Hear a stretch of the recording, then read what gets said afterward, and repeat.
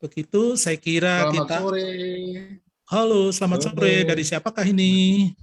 Pak Indra. Bagus di Bali. Oh, selamat sore, Prof. Halo, Prof. Ya, Ya, mantap. Ya, para ilmuwan berkumpul di sini ya. Teman-teman semua, selamat sore. Ya, bagus. Oke, selamat sore. Oke, kita akan langsung ke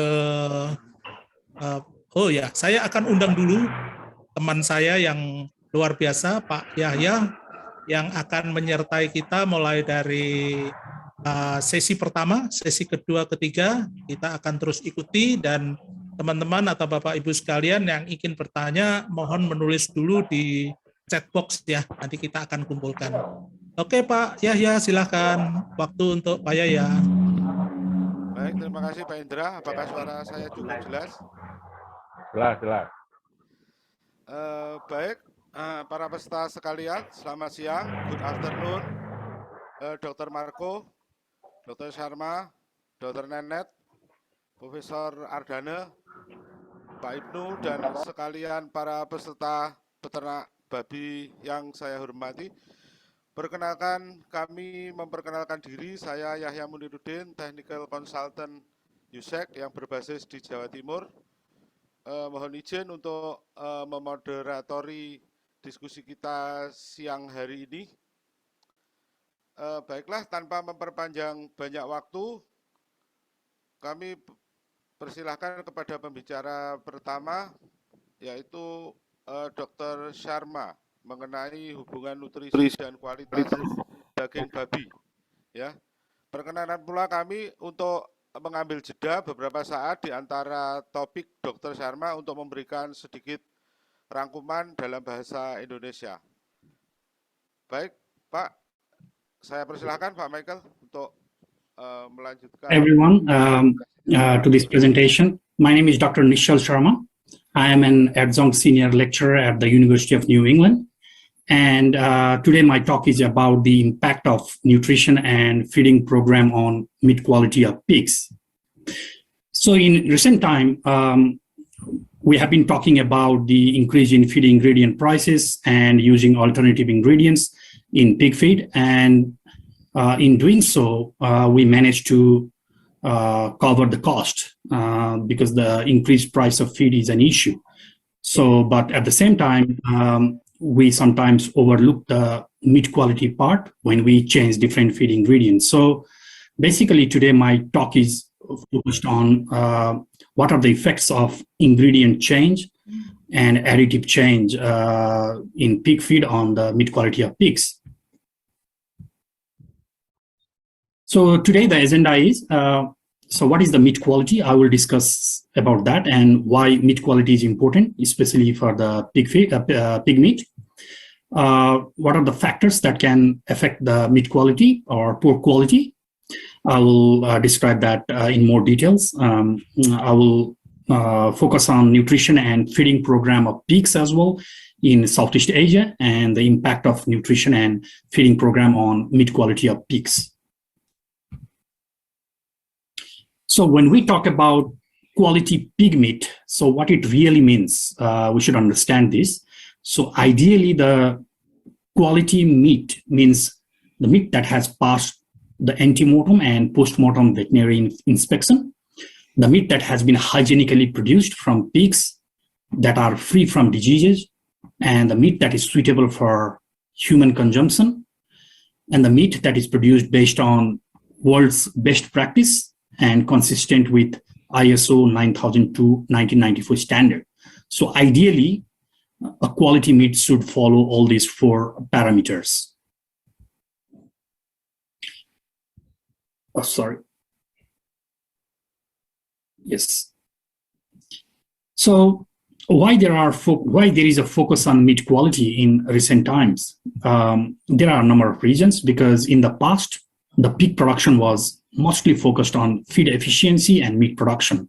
So we developed several nutritional strategies to minimize production cost and improve the feed efficiency.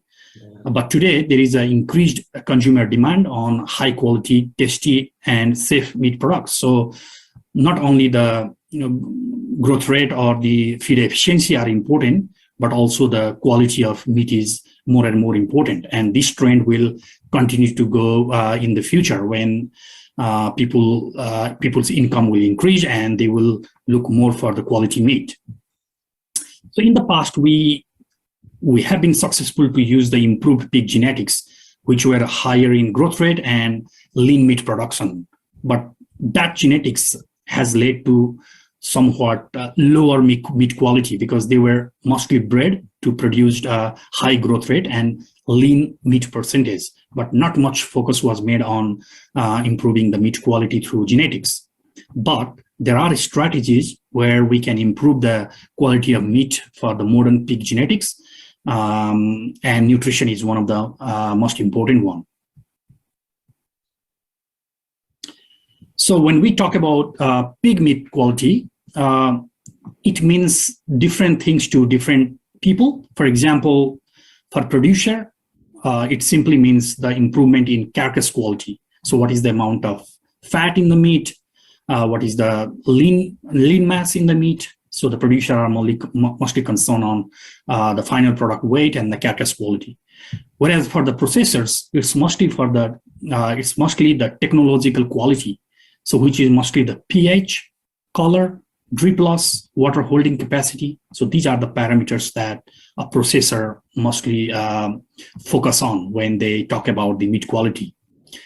Similarly, for the retailers or the supermarkets where they sell the meat quality is mostly about the appearance of the meat and also the technological parameters, some of it. And for consumers like us who go to supermarket to buy meat, it's about the appearance and eating quality. So the meat quality definition differs among different stakeholders. So let's talk in detail about the appearance and eating quality of pork. So what is the best pork that is acceptable? So when we talk about appearance, there are 4 parameters that are under appearance. One is the meat color, one is the fat color, the texture, and the drip. So the ideal meat should have a pinkish red color, and when the meat goes gray-green or brown or dark red, then we say the quality has deteriorated. Fat color, the ideal meat should have white fat, a firm texture, and there should be no drip losses from the meat, whereas some bad quality meat would have exudates coming out of the meat. Regarding the palatability, there are 3 parameters that are important. One is the tenderness, the other is flavor and juiciness. So we like the tender meat, and the flavor has to be typical of the species that we are talking about, the breed that you rear. And the juiciness, the meat has to be moist. If it is tough, that can affect the eating quality. And regarding the flavor, the meat shouldn't have any boar taint or rancid or acid taste. So we try to avoid those sort of meats and focus on the ones that are acceptable. And also the consumer preference is driven by many factors such as the color, the cut format, how the meat is cut, how the fat is trimmed in the meat, how much is the intramuscular fat that is present in the meat. We discussed this in more details in later slides. The branding and the labeling, how is meat branded and labeled in the supermarket or in the retail shop, that can also affect the consumer preference of the meat. The production system, in Western countries now, there are different types of pig meat that is sold in the supermarket, the intensive meat, the organic meat, the free-range meat, and the environmental sustainable meat. So they have different prices. So the production system would have impact on the quality of meat as well and the consumer preference. The origin of the meat, where the meat is produced from, that is also important for the consumer. The price, of course, the breed, so which is the breed that we are talking about, and sometimes about the nutrition. Some of the consumers may think about the expectations of, may have some expectations of the nutrition as well. So when we talk about meat quality or pork quality, there are different ways that we can improve those, we can measure those parameters that we just discussed. The pH can be simply measured with a pH meter. A drip loss can be easily measured. You would just weigh the fresh pork and then put it in a plastic bag, just like I have shown in a photo, and then hang that plastic bag in a cold room overnight. And the next day you take the meat out and again weigh the meat. So how much is you calculate the difference in weight and you get the drip loss. The meat color, these days you can easily measure the color of the meat by using the lab test, LAB. If you have, you may have heard that measurement, and we can easily do that. Intramuscular fat, you can also measure intramuscular fat present in meat using different scanning equipment that is available in the market, and the sensory things that is done by the consumer. They give certain points to aroma, tenderness, juiciness, and flavor. And if you have high points, that is more acceptable quality of meat. So this slide is very important. It shows the different factors that can affect the pork quality. As you can see, the nutrition is on the top, and it's one of the most important factors that can affect the pork quality. But besides nutrition, there are other factors that we should take into account, such as the cooking temperature, the method that you cook pork can affect the quality of pork, the cut type, the cooking, the aging period, post-slaughter handling, slaughter procedures. What procedures do you follow to slaughter the meat? Pre-slaughter handling, which is very, very important, because if the pigs are very stressed before they go to slaughterhouse, then that can affect the meat quality. So pre-slaughter handling is also important. Animal handling, disease management, transport, gender, whether the pigs are male or female, that can affect the meat quality as well. Production system, as I discussed before, the intensive free range and organic production systems can also affect the meat quality or pork quality. Genetics, different breeds would have different flavor. Age at slaughter can also affect the pork quality, because if the pigs are slaughtered at a young age, less than say 100 kilo live weight, then they may be more lean compared to those slaughtered at around 24 weeks of age or around 120 kilo live weight. Because the more bigger the pigs, they have tendency to deposit more fat, and that can affect the meat quality. So these are all the different factors that has to be taken into account when we try to improve the quality of meat. But nutrition is also one of the factors. So in this presentation, I will mostly focus on the nutrition part. Ya, silahkan Pak Yahya. Baik Pak, saya coba memberikan ringkasan dari presentasi sesi pertama Dr. Sharma mengenai pengaruh nutrisi dan program pemberian pakan terhadap kualitas daging babi. Dalam hal ini, apabila kita berbicara mengenai daging babi yang berkualitas, beliau mengatakan bahwa daging babi harus lolos uji inspeksi veteriner baik antemortem maupun postmortem, diproses secara higienis dari babi yang bebas penyakit, layak dikonsumsi dan memenuhi standar ISO 9002-1994. Untuk fokus kualitas daging, di masa lalu produksi berfokus pada efisiensi pakan dan produksi daging. Saat ini ada permintaan yang lebih dari pasar untuk daging berkualitas, lebih lezat dan aman. Penggunaan babi genetik unggul dalam pertumbuhan dan persentase lean meat menyebabkan penurunan kualitas daging. Dibutuhkan strategi khusus untuk meningkatkan kualitas daging babi pada babi modern.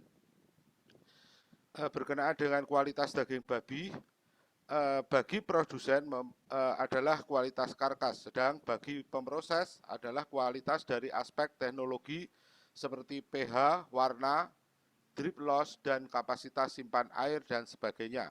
Sedangkan bagi pengecer adalah pada penampaan dan kualitas aspek teknologi, sedang bagi pelanggan adalah penampaan dan kualitas pangan.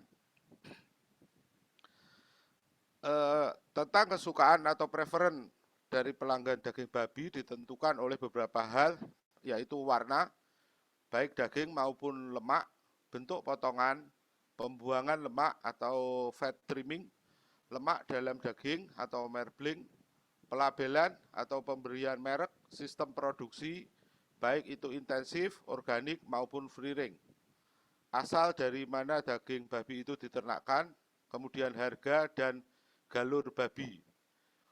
Adapun pengukuran kualitas daging babi yang umum dilakukan adalah antara lain dari sisi pH atau keasam basaan, drip loss, warna daging, lemak dalam daging atau marbling, sifat sensoris meliputi aroma, keempukan, juiciness, dan cita rasa. Beliau juga mengatakan beberapa hal yang mengenai appearance atau penampakan dan kualitas layak konsumsi dari daging babi, baik yang bisa diterima maupun tidak bisa diterima, seperti untuk kenampakan atau appearance mengenai warna daging. Secara umum yang disukai adalah berwarna merah pink, kemudian warna lemak putih, tekstur yang padat atau firm, kemudian drip atau tetesan tidak ada. Sedangkan yang tidak disukai oleh pelanggan adalah apabila berwarna merah, kecoklatan, atau abu-abu kehijauan. Untuk lemak yang tidak bisa diterima berwarna kuning, untuk tekstur lembek atau soft dan kering. Sedangkan drip atau tetesan air, ini yang tidak bisa diterima adalah yang eksudatif atau banyak mengeluarkan air. Untuk selanjutnya mengenai tingkat kesukaan atau preferensi pelanggan bisa digerakkan atau dipicu oleh beberapa hal, itu mengenai warna daging, format pemotongan, pengurangan lemak pada karkas, intramuskular fat atau lemak yang berada di dalam daging, pelabelan, asal babi, harga, dan jenis. Ada pula mungkin ke depan adalah ekspektasi mengenai kandungan nutrisi tertentu yang akan menjadi pilihan customer di pasar. Mungkin untuk sesi pertama ini Pak Indra, silahkan dilanjutkan. So before going into that part, let's discuss in brief about the nutrition and feeding program of pigs that we adopt in Indonesia and Thailand. So what are the ingredients that are used in pig feed? That is very important to understand before we can manipulate them to improve the meat quality. So in Indonesia and Thailand, the grain or the energy sources are mostly corn and also sometimes wheat. They also use some of the wheat. And other sources such as skim milk powder or whey powder, we don't worry too much because we use these ingredients only in young pig diets. So whenever we talk about meat quality, we mostly focus on the grower finisher stages of pigs, where we can manipulate the feed to improve the meat quality. So the ingredients that we use in grower finisher stage are most important when we talk about meat quality. Similarly, in these countries, we use soybean meal, full-fat soy, palm kernel expeller, and soy protein concentrates as protein sources in pig diets. Similarly, in animal protein sources, we use fish meal and meat and bone meal. And we use plenty of plant and animal byproducts such as rice bran, broken rice, cassava, corn DDGS, feather meal, corn gluten meal, copra meal, poultry byproducts in these two countries. And the source of fats and oils are palm oil in Thailand, and in Indonesia, we have coconut oil and palm oil as well. So these are different types of ingredients that we can use in pig feed. And also the feeding program in Indonesia and Thailand, we follow 4 to 5 phases of feeding program. The phase is crib feed up to 3 to 4 weeks of age, the starter up to 4 to 12 weeks, grower from 13 to 20 weeks, and finisher after that. Similarly, in Thailand, there is also a pre-starter stage, starter, grower, and finisher. So these are the average, this feeding program for the average customers in those countries, but the feeding program may differ depending on what is the size of your farm. Some big farms may have more feeding phases than what is mentioned here, and some of the smaller farms may have less phases, but this represents a typical average feeding program for these two countries. So now let's go back, and we know about the ingredients, what ingredients we use and what are the feeding programs. Now let's correlate them with the meat quality. So as I said before, we don't worry about the winner phase or the pre-starter phase or the creep or the stage before grower phase, whatever is the feeding phase. When we talk about meat quality, we are more focused on grower finisher phase. Yeah. And finisher phase is mostly the important to improve the meat quality. Udah. Kok So nggak laptop ke the sini? fat.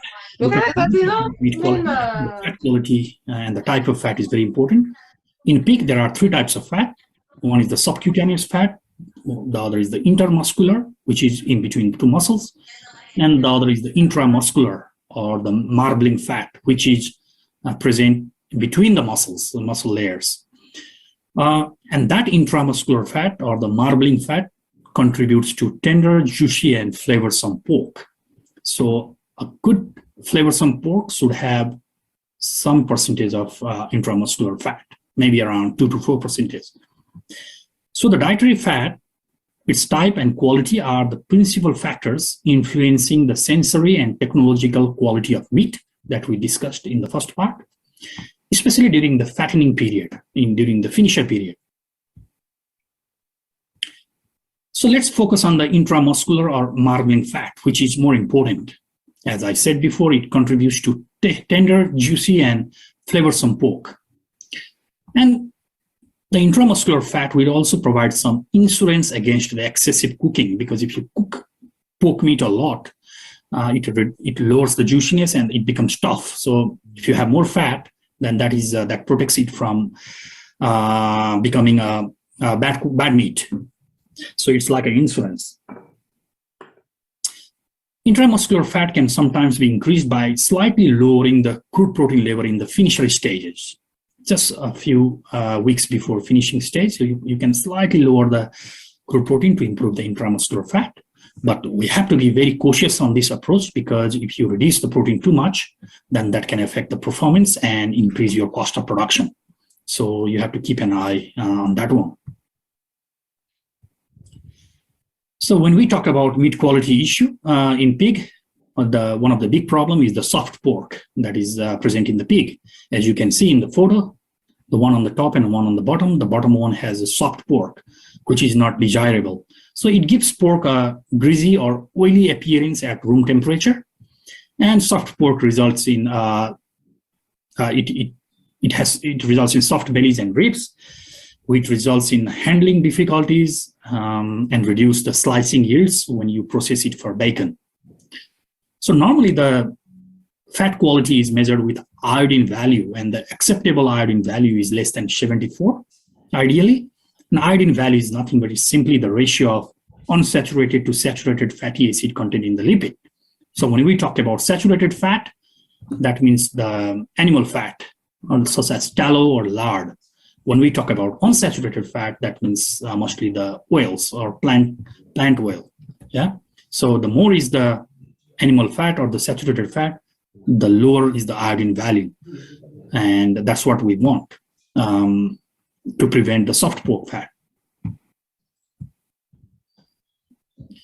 So let's talk in more detail about the fat and meat quality, which is mostly important with the pork belly, bacon, and ribs. So how to avoid soft pork fat or softer fat in pigs? So you have to see the finisher phase, the diets in the finisher phase. Try to avoid finisher diets with high levels of unsaturated fatty acids. So what that means is, if you are using a lot of vegetable oil or canola oil or palm oil or crude palm oil in a finisher stage in a corn soy diet, and you also have included corn DDGS in it, then there is a chances that you get softer for pork fat. Try to use some wheat if you can, or barley, to replace some parts of corn during that finisher stage. And tallow, if you have tallow in your country, try to replace the plant oil with tallow, the animal fat. Because the reason is the corn has around 3.5 to 4% fat, And if you use around 50% corn or 40% corn in finisher stage, that contributes a lot of corn oil in the finisher stage. So we should try to avoid that and avoid feeding raw materials which can taint the fat of pigs or produce off flavors, such as fish meal, canola oil, fish oil, or some aromatic compounds. So try to avoid these ingredients in the finisher stage. And whatever ingredients you put in the finisher stage,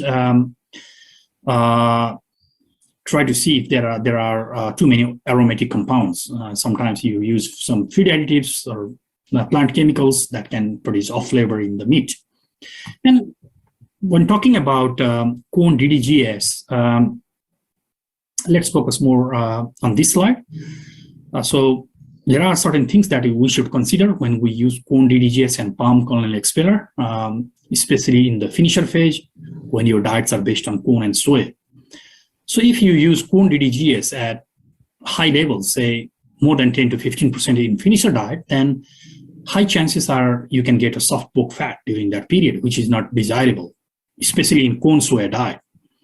Because the corn DDGS may contain high oil, and which is high in unsaturated fatty acids, and it is prone to oxidation and it can affect the taste and flavor.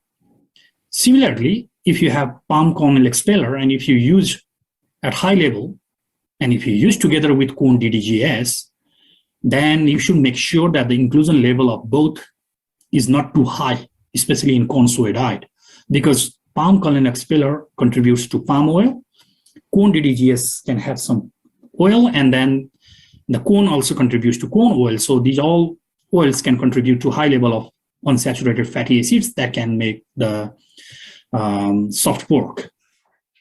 However, in Indonesia, we have coconut oil. That is a good one because that has more of a saturated fat than the unsaturated.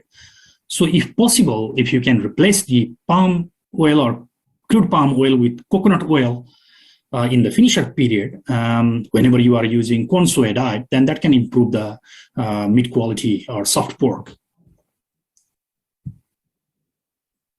So the summary of our discussions is when you use alternative feed ingredients to replace some of the major grains and protein sources, you have to be careful because these are high in polyunsaturated fatty acids. Ingredients such as DDGS or palm kernel expeller or rice bran. And if you are using at high levels, that may affect the meat quality. So you should apply the strategies that I just discussed when you are using these ingredients. So this slide is about acorn. So maybe you have heard about this acorn seed, which is produced from oak trees. That is quite common in Australia. It's found in many places and in Asia as well. So this is pretty special because if you use some of these acorns in the finisher diet of the pig, that can give pork a very unique nutty flavor and that can improve eating quality of pork. In countries like Spain and some parts of Europe, sometimes they rear pigs on acorn in finisher stage. So what you can do is you can include some of these in your finisher diet, and you just have to put the nutrient specs for these ones. They are not very high in protein, but you can still put the nutrient specs whenever you do the formulation and formulate it by including them in the ration. And that way you can significantly improve the eating quality of pork, especially the flavor. Let's go to some of other nutritional aspects such as vitamin E and selenium on meat quality. So it is important that in finisher stage, if you add some of vitamin E or selenium or increase the inclusion level of these vitamins and mineral in finisher stage, then that can prevent fat oxidation during meat storage, and that can improve the meat quality for a longer time. So when we talk about vitamin E, if you include in the diet at 100 milligram per kilogram or higher, then that can significantly improve pork quality during the storage. It can also reduce the color change from pink to brown, and it will extend the shelf life of pork. So these two are very important when we talk about the meat quality. Let's talk some about PAC and DFD meat.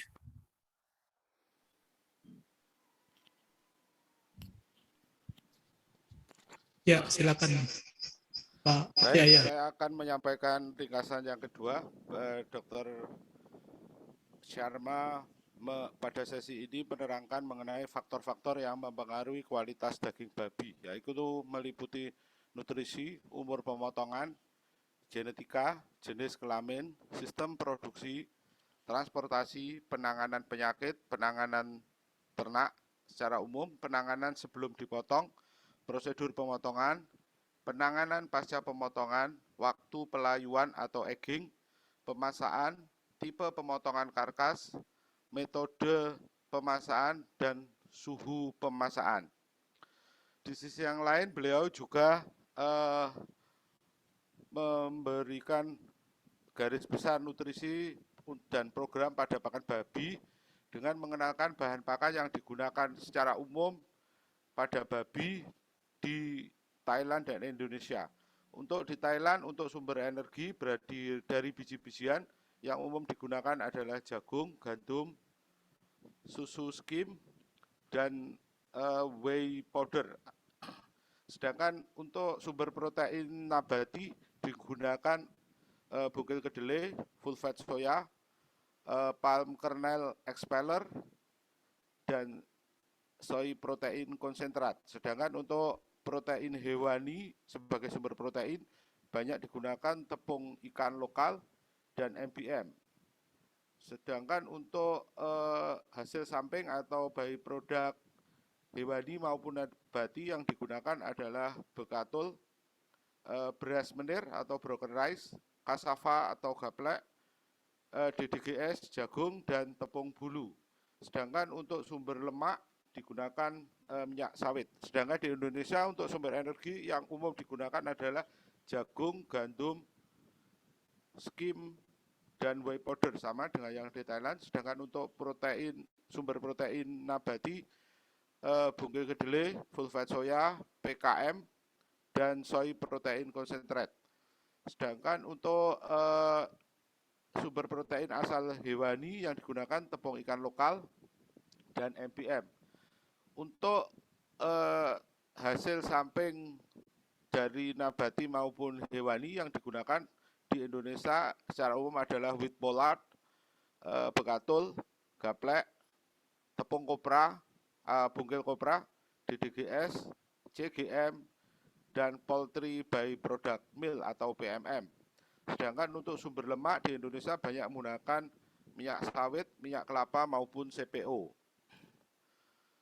Untuk program pakan babi tidak termasuk induk babi, di Indonesia mengenal beberapa fase yaitu crib feed saat umur 0 sampai 4 minggu, starter di atas 4 minggu sampai dengan 12 minggu, untuk grower 13 sampai 12 minggu, dan finisher 21 minggu ke atas atau sampai dengan dipotong.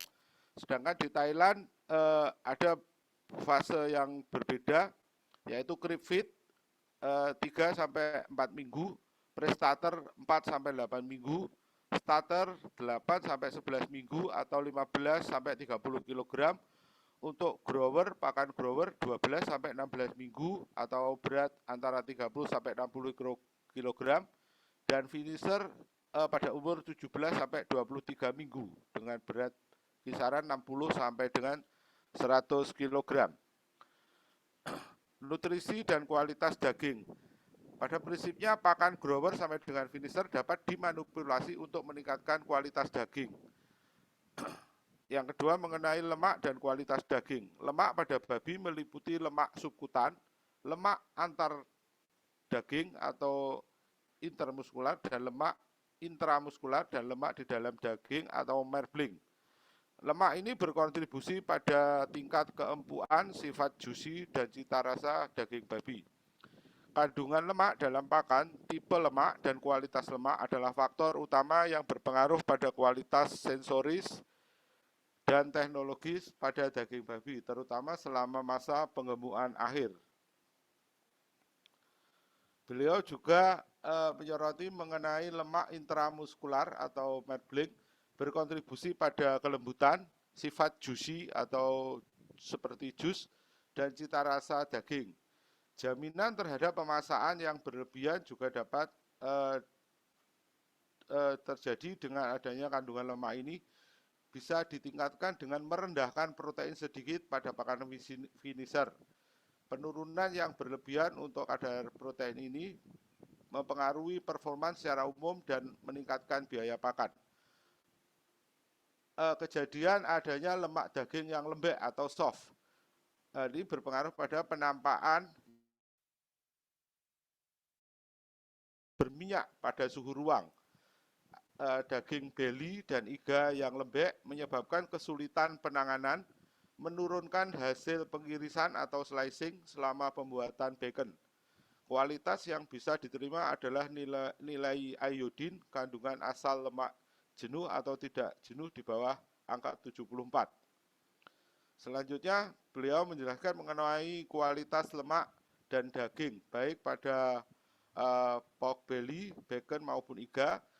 Cara menghindari lemak yang lembek. Pada fase finisher, hindari penggunaan asam lemak tidak jenuh level tinggi, yaitu minyak nabati, minyak dari jagung, dan DDGS jagung. Gunakan gandum, barley, telo, atau lemak padat sapi, dan sebagainya.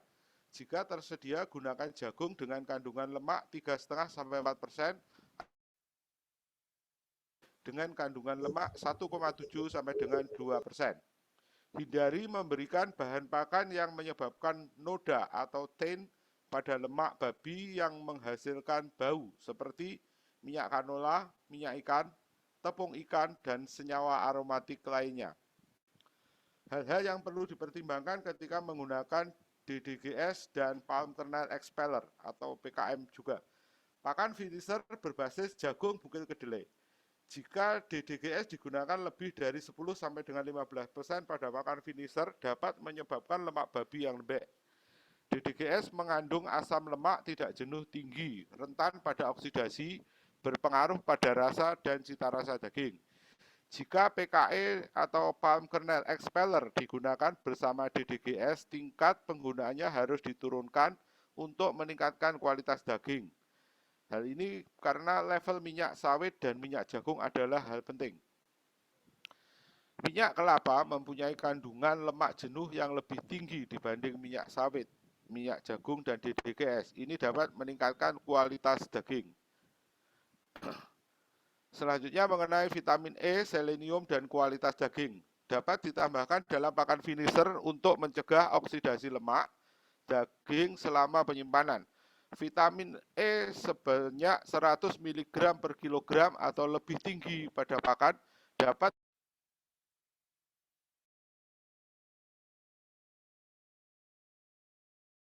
masa simpan daging. Demikian Pak Indra, silahkan dilanjut. Type of pork. So these two are very important when we talk about the meat quality.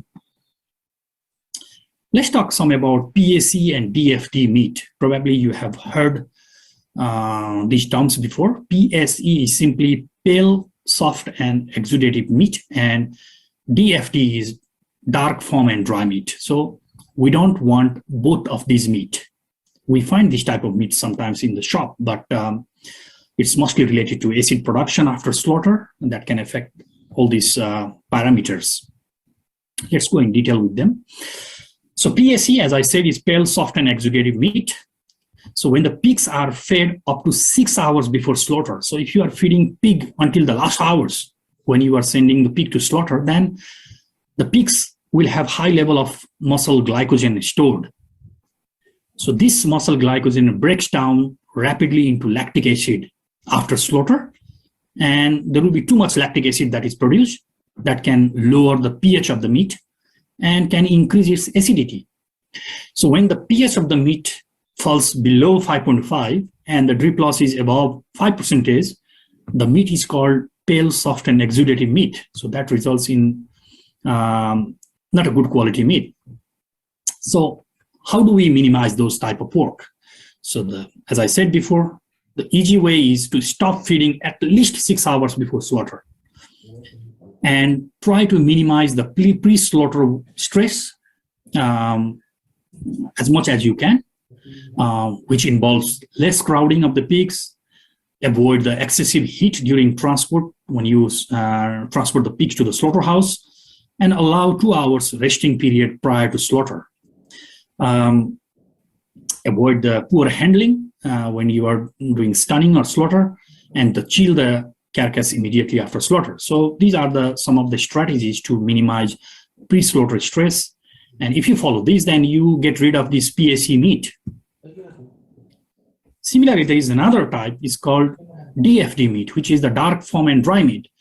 So how it is formed? If you do not feed pigs for 24 hours or more before slaughter, and when the pigs develop a lot of stress for more than 12 hours, and there is a poor handling before slaughter, then these all contribute to low levels of muscle glycogen at slaughter, and there is much lower lactic acid production.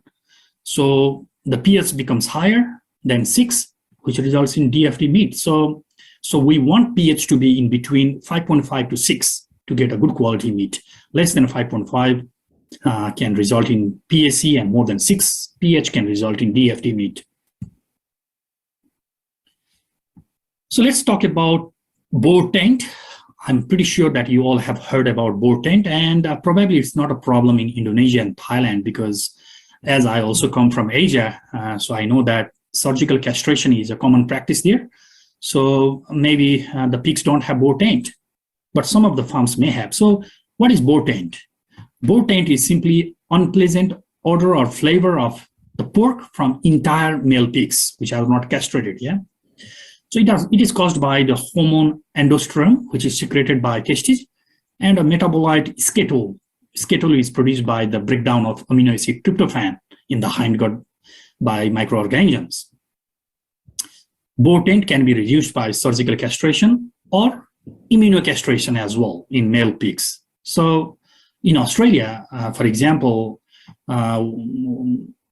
people in the animal industry or outside talk more about the pig welfare. So in many parts of Australia, the surgical castration is prohibited because of the welfare issues. So what they have done is they have developed a vaccination program called Improvac, where you put one vaccine at around 12 weeks of age, and the second one, I think 3 weeks before slaughter. And this way you can get rid of boar taint in pigs.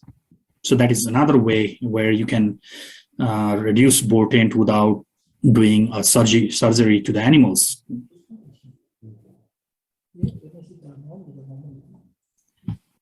And this is a slide that shows the feed additives that can enhance the meat quality. So this is another important slide that can show you the impact of nutrition on different aspects of meat quality.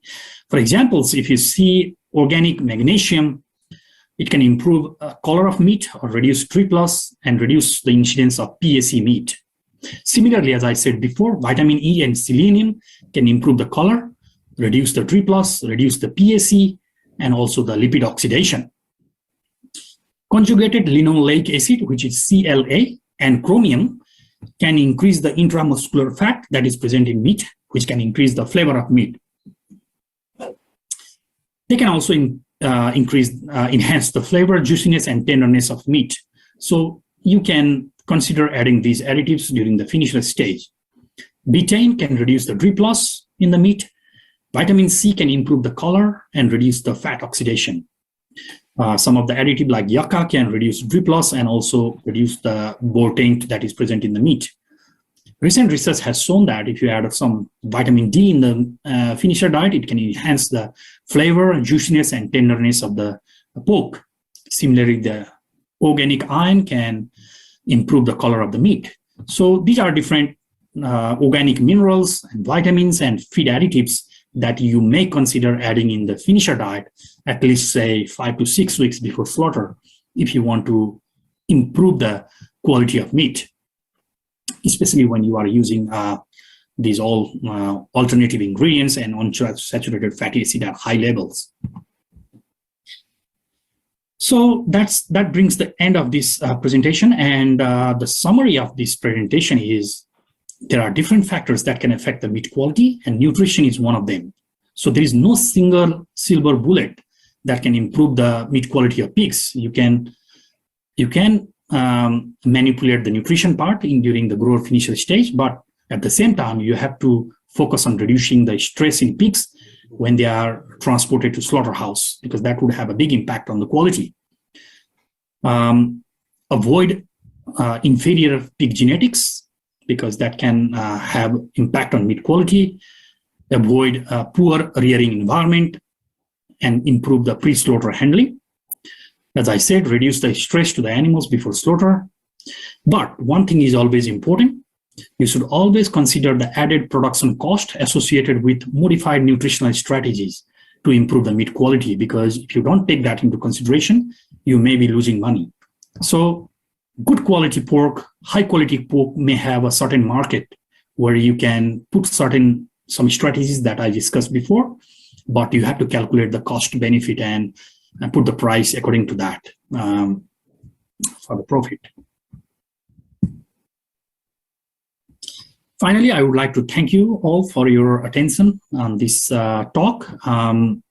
So if you have any questions, we can discuss in Q&A session, or you can simply write the questions in my email address that I have provided below. Thank you very much.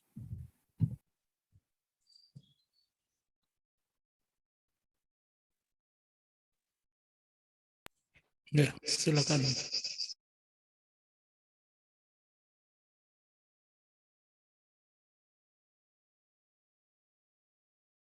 Pak, ya. Ya Pak, baik saya lanjutkan untuk sesi terakhir dari presentasi Dr. Sharma. Pada sesi ini Dr. Sharma menerangkan mengenai daging PSE atau pucat, lembek, dan eksudatif. Hal ini terjadi karena babi diberi pakan sampai 6 jam sebelum dipotong. Hal ini menyebabkan glikogen yang tinggi pada daging. Setelah pemotongan, glikogen tersebut dipecah menjadi asam laktat secara cepat. Selanjutnya, hal ini menurunkan pH daging dan meningkatkan keasamannya. pH di bawah 5,5 driplos lebih dari 5% dan membuat pucat daging, dan terjadilah apa yang disebut sebagai daging PSE. Cara meminimalkan terjadinya daging PSE: hentikan pakan 6 jam sebelum pemotongan.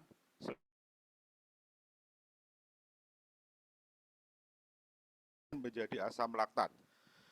Kurangi babi dalam suasana berdesak-desaan. Hindari panas selama pengiriman ke rumah potong. Kemudian berikan waktu istirahat 2 jam sebelum pemotongan. Hindari penanganan yang buruk sebelum pemingsanan dan pemotongan.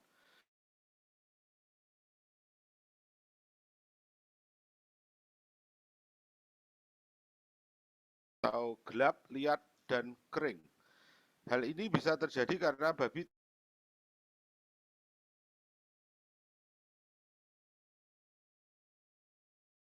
jam selama transportasi. Penanganan yang buruk pada babi menyebabkan level glikogen daging yang rendah pada saat dipotong, sehingga level asam laktat pada daging menjadi rendah, sehingga pH bisa berada di atas 6. Dan terjadilah apa yang disebut sebagai daging DFD. Kesimpulan dari presentasi ini yang bisa kami sampaikan adalah tidak ada cara tunggal untuk meningkatkan kualitas daging babi. Pakan grower finisher dapat dimanipulasi untuk meningkatkan kualitas daging. Dr. Sharma, mohon maaf.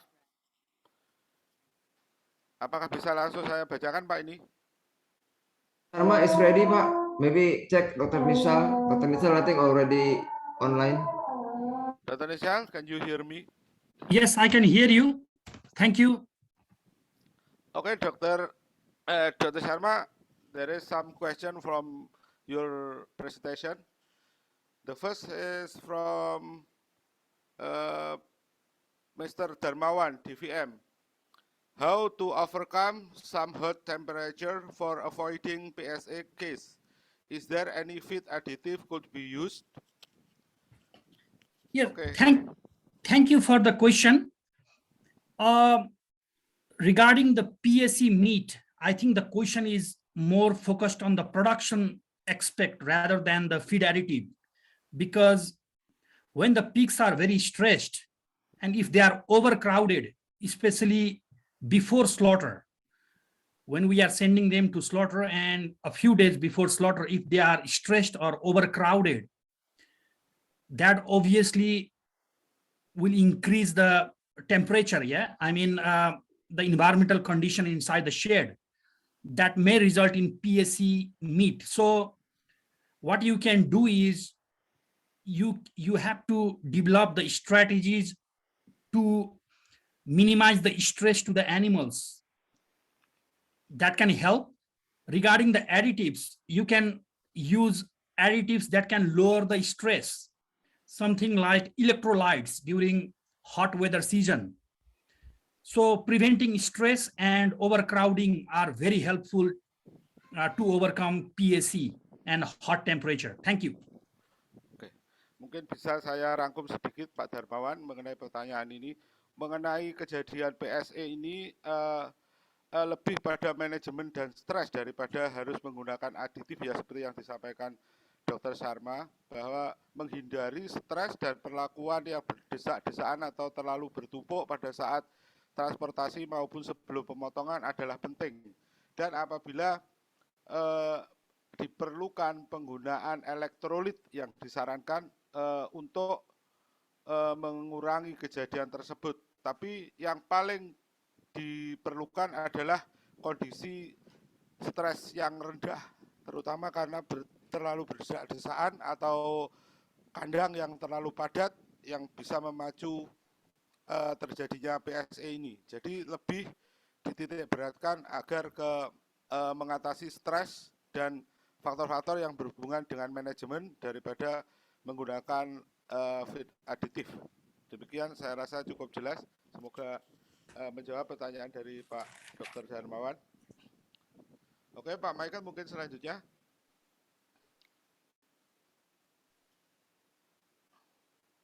Yeah, the second, Dr. Sharma, from Ms. Eva Tangkiri. I would like to ask about feed additives. Economic loss could happen if disease outbreak.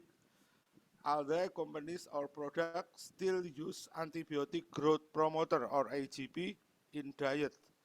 This is related to the increasing demand for high quality, tasty, safe meat, pig product. How about it? Thank you.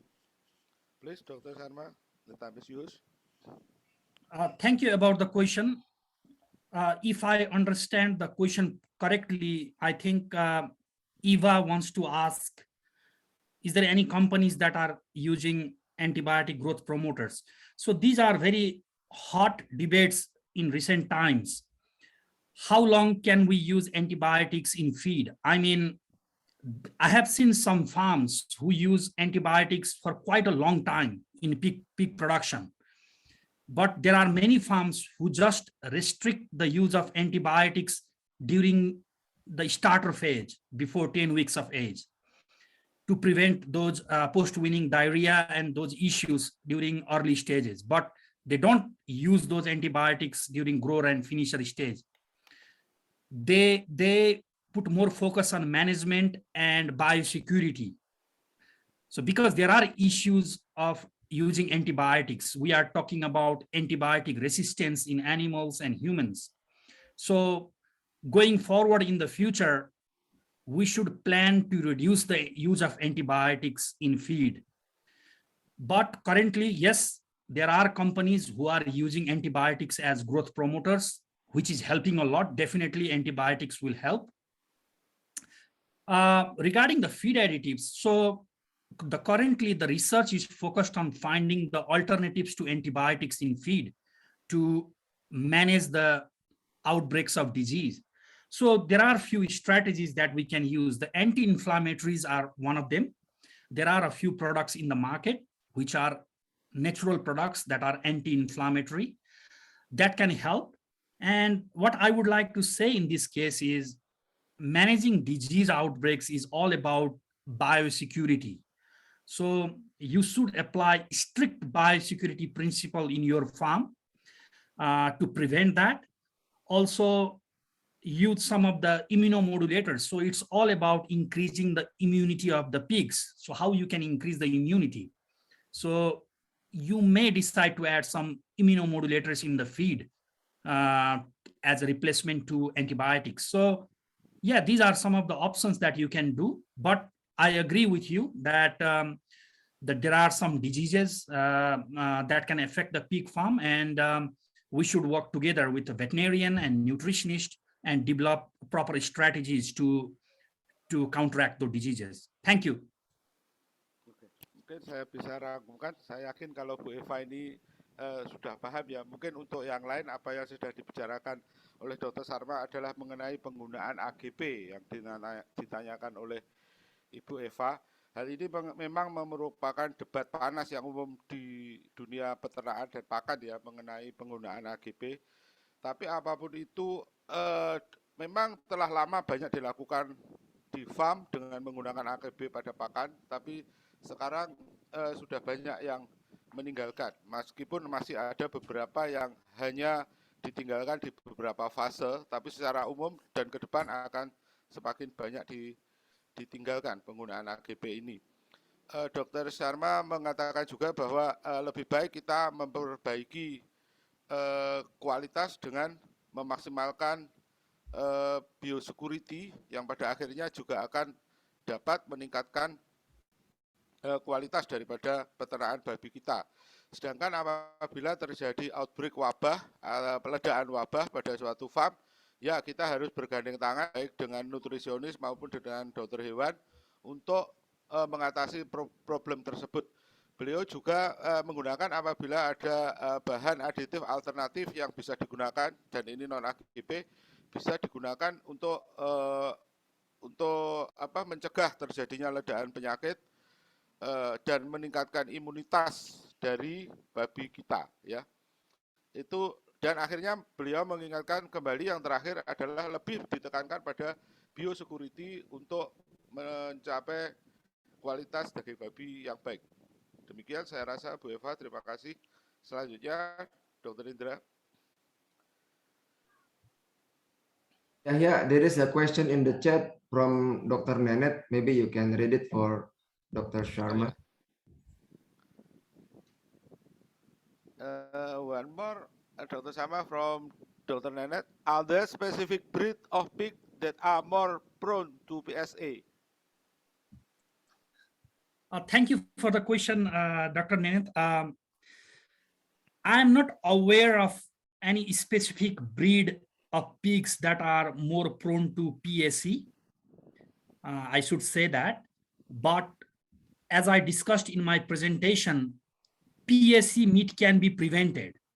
It can completely be prevented. If you have that issues in your farm, the strategies that I discussed in my presentation that can be applied to prevent the PSC meat, those include stop feeding the pigs until slaughter. You know, if you stop feeding 15 hours before slaughter and reduce the storage of glycogen in the muscles, then that will stop producing lactic acid in the meat so that the pH won't fall too low and helps to prevent the PSC meat. So, and also there are other factors like overcrowding and stress. If we can manage that, then it can be prevented. But sorry, I am unaware of any specific breed that are prone to PSC. Thank you. Oke, untuk para peserta yang di Indonesia mungkin saya ringkaskan sedikit. Ada pertanyaan dari Dr. Nenet dari Filipina. Apakah ada breed atau galur tertentu dari babi yang rentan terhadap kejadian PSE? Ya, dikatakan oleh Dr. Sharma bahwa sampai saat ini beliau tidak pernah mengetahui kalau ada spesifik breed atau galur atau jenis babi tertentu yang mudah terkena atau mengalami kejadian daging PSE. Beliau menyoroti bahwa semua jenis bisa kena, dan hal ini lebih berfokus pada adanya overcrowded atau terlalu padat pada suatu area kandang dan kejadian-kejadian stres yang memicu kejadian tersebut. Mungkin secara ringkas bisa saya ringkaskan demikian. Lanjut, Pak Indra. Pak itu Pak Yahya, there is a question from Dr. Agnes ya about, I think about the salbutamol. So Indonesian farmers more likely to use salbutamol in order to make the meat more firm and dry. What do you think this kind of practice, Dr. Sharma? Maybe you have some opinion on it. Yeah. Oh, yes, thank you for the question. Traditionally, because I also come from Asian background, traditionally it was used in the pig meat for some regions, but it's not a common practice and there is no clear evidence that it helps.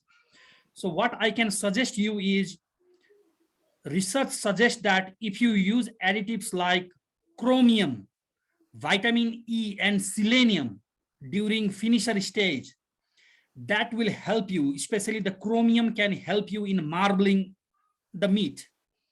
And vitamin E and selenium will definitely help to improve the shelf life of the meat and also to retain the color of the meat. It won't let you become brown faster. So if I was the pig farmer, I would rather use chromium, vitamin E, and selenium, which is it's proved that it will help. So that will benefit the meat to be more tasty and flavorsome rather than salbutamol. Thank you.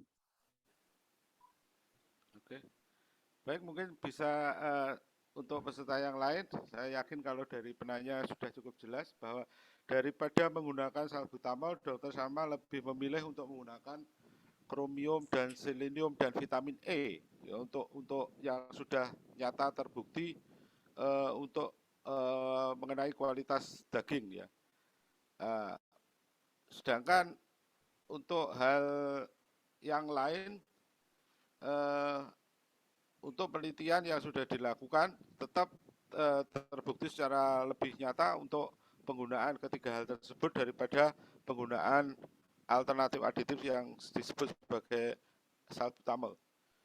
Mungkin demikian untuk sesi Dr. Sharma. Dr. Indra, apa kita lanjut untuk presentasi kedua dari Dr. Darmawan.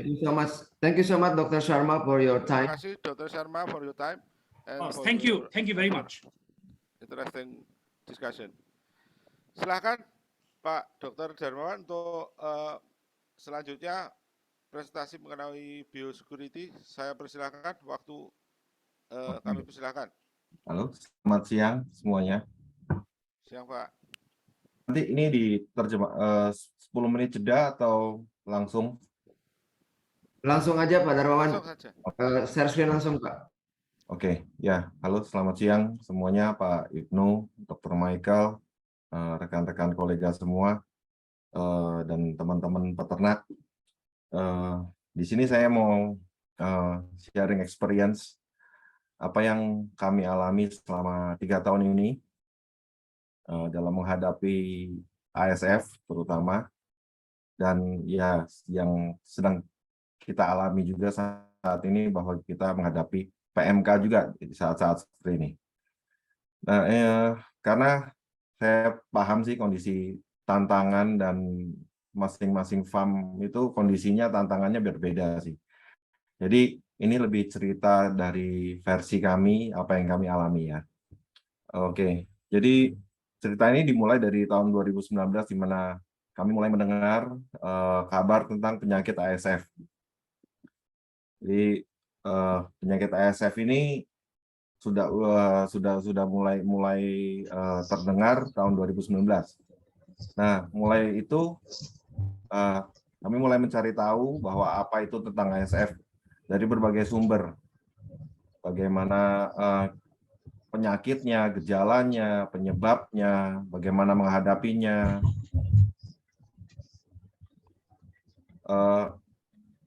Sumber-sumber yang memberikan kami informasi itu saya dapatkan dari dinas, dari asosiasi seperti AMI, juga dari grup-grup WA peternak, juga dari supplier obat, beberapa supplier obat seperti ASF, dari Boehringer yang sering mengadakan webinar waktu itu.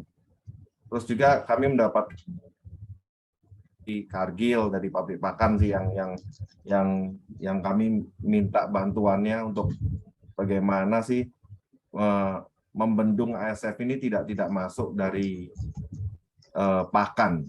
Jadi hal-hal itu yang kami lakukan. karena kami sadar bahwa apa yang kami lakukan itu nggak berarti kalau kita lakukannya sendiri. Jadi kita harus bersinergi dalam menghadapi ASF, karena ASF nggak bisa dihadapin sendiri. Dan itu terbukti berhasil terutama untuk kandang-kandang yang komunal, kandang-kandang yang berkelompok di satu tempat. Dari beberapa sumber ini saya banyak menerima cerita dan isu sebenarnya itu yang kadang-kadang membuat saya secara pribadi sampai nggak bisa tidur, khawatir gitu loh, bisa paranoid yang berlebihan kadang-kadang gitu loh. Jadi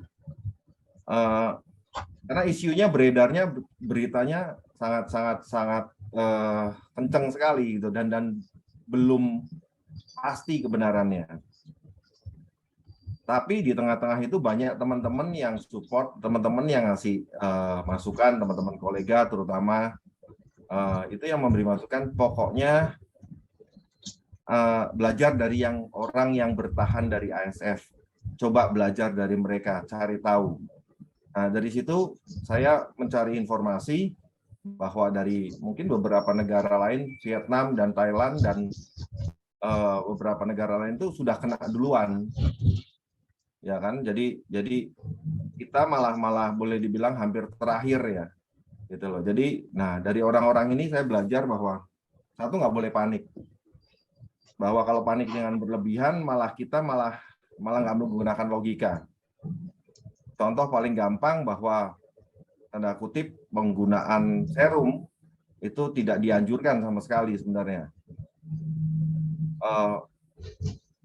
Vaksin aja belum belum sampai sekarang vaksin yang efektif untuk menghadapi ASF belum ditemukan.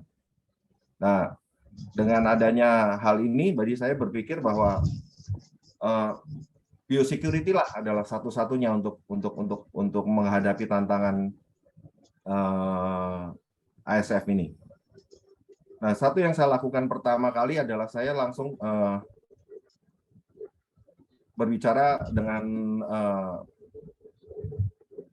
anak-anak kandang nomor satu. Saya kumpulkan seluruh anak kandang, saya ajak bicara mereka bahwa kita sedang menghadapi tantangan yang nggak mudah, tantangan yang baru sama sekali. Jadi saya berpikir nggak mungkin kalau mereka nggak sadar, kalau mereka nggak merubah pola pikir mereka, karena mereka nganggap enteng, hal ini percuma, karena mereka yang berhadapan dengan ASF setiap harinya. Jadi saya undang para ahli untuk bicara sih sebenarnya. Jadi manajer farm saya undang untuk ikut webinar. Juga kebetulan ada support dari beberapa supplier obat untuk kasih pelatihan ke farm, apa itu ASF, dengan video, dengan gambar. Ya sebenarnya menimbulkan rasa takut, nggak nyaman. Tapi itu yang membuat mereka sadar bahwa penyakit ini mengerikan. Jangan sampai ini terjadi di ladang kita. Nah, jadi yang satu saya lakukan adalah merubah pola pikir mereka, merubah budaya kerja mereka, bahwa yang selama ini mungkin ya kita ketahui bahwa manusia adalah karier pertama sih. Jadi ini lebih ke human transmitting disease sebenarnya kan. Jadi yang perlu kita tutup celah yang terlemah di kandang kita adalah manusianya. Jadi saya evaluasi itu setiap hari dan kebetulan mereka mau. Kebetulan kita siapkan seluruh fasilitas di kandang untuk biosecurity. Jadi tahun 2020 saya membuat gang semprot untuk manusia, jadi dan gang semprot untuk truknya. Terus saya melakukan zonasi di farm maupun zonasi di luar. Ya, kita ketahui bahwa penyakit ini menyebar kan dari mulai berbagai kota sampai ke kota kita sebenarnya. Nah, yang saya lakukan zonasi farm ini, zonasi ini ada ya seperti kita ketahui zona merah, kecuali dimasukkan dimasukkan juga. Zona Nah, kuning, malah enggak. ada zona hijau, bahkan ya ada yang blue circle di mana di sana adalah merupakan waste treatment. Nah, yang saya lakukan untuk manusia itu saya mewajibkan saya sendiri untuk mandi, keramas, ganti baju, ganti sepatu setiap kali masuk ke dalam farm. Begitu juga pulangnya. Jadi saya mulai dari memimpin diri saya sendiri, sehingga anak-anak kandang lihat bahwa itu yang saya lakukan. Saya siapkan seluruh sampo, sabun mandi, seragam. Seragam saya siapkan yang nyaman buat kerja, bukan seragam yang fancy atau seragam yang terlalu tertutup, karena kita tahu mereka bekerja itu panas gitu loh. Dan kalau dengan seragam yang mungkin dengan kettle pack itu mereka nggak bisa bekerja dengan baik. Nah, dari situ saya evaluasi setiap hari, setiap minggu, setiap bulan apa yang perlu kita perbaiki. Di terakhir kali makanya bahkan saya membuat laundry sendiri di kandang. Saya belikan mesin cuci, mereka pasti akan lebih mudah dibanding mereka harus mencuci dengan tangan. Kalau mencuci dengan tangan pasti malas. Dari baju saja saya pisahkan antara baju di dalam farm dan baju di luar farm. Dalam artian baju pada saat proses tangkapan babi yang dimana itu kritikal ya, kritikal dimana kalau nggak bersih itu penyakit ini, virus ini akan bisa nempel di baju dan masuk ke dalam farm. Jadi zonasinya dari baju berbeda, zonasi dari sepatu berbeda, dan ini semua kami lakukan di dalam kandang kami. Next, begin. Nah, jadi dan karyawan yang bekerja di zona hijau pun itu tidak boleh memasuki zona kuning maupun zona merah, apalagi. Jadi pada saat menggiring babi itu biasanya mereka akan terpisah. Jadi yang nangkep babi dan yang pegang dan yang di dalam farm itu berbeda. Jadi kita bikin grup gitu biasanya. Nah, evaluasi ini saya lakukan setiap kali proses tangkapan. Ya, saya bisa dilihat bahwa itu salah satu seragam peternakan saya, dan kita lakukan juga proses pembersihan kandang selesai tangkapan. Itu selesai proses panen kita lakukan. Jadi supaya kalau ada bibit virus atau virus atau apapun patogen yang terikut itu bisa segera diminimalisir atau eradikasi dari kandang. Next, please. Nah, yang kedua yang nggak kalah pentingnya di sini adalah wild animal control. Saya sebenarnya bilang animal control karena kucing itu kan bukan wild. Kita tahu kalau mungkin itu jadi di farm saya pada saat itu banyak kucing. Itu yang saya lakukan adalah ya maaf saya harus menyingkirkan kucing, saya tangkap dan saya tidak boleh ada hewan sama sekali di dalam farm selain babi. Nah, jadi sama seperti halnya tikus, kita lakukan dengan cara perangkap tikus, dengan cara lem, dengan cara racun tikus. Bahkan untuk lalat dan nyamuk kita gunakan untuk penyemprotan fogging di area sekitar kandang dan area gudang. Next, please.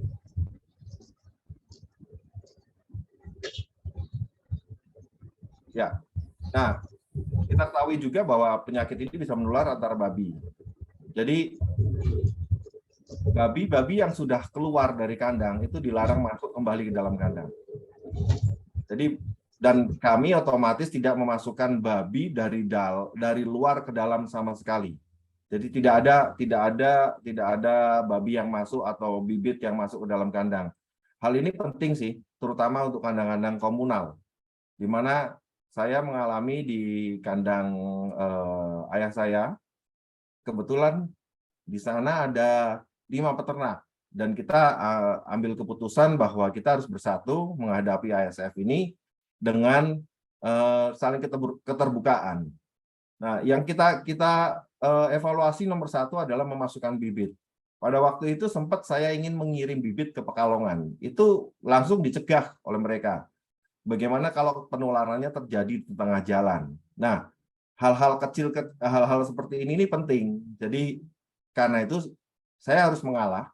Saya tidak melakukan hal itu sehingga teman-teman farm di sekeliling itu saling percaya satu sama lain sehingga bisa saling menjaga. Jadi itu yang kami lakukan saat saya harus mengurus kandang yang di kandang komunal, jadi punya tetangga. Jadi sama-sama saling menjaga, saling terbuka. Kita punya grup WA bersama yang mengkabari satu sama lain apa yang terjadi di farm kita. Ini ada indukan sakit, ini ada indukan nggak mau makan, ini ada indukan mati. Apa yang kita lakukan? Jangan dipotong, kita bakar. Itu kita lakukan. Jadi supaya tetap kompak ya.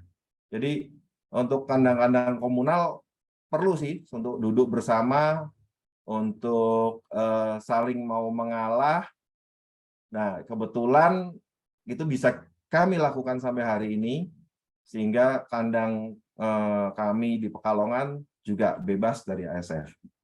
Next. Nah, untuk air dan limbah, jadi saya juga menggunakan klorin.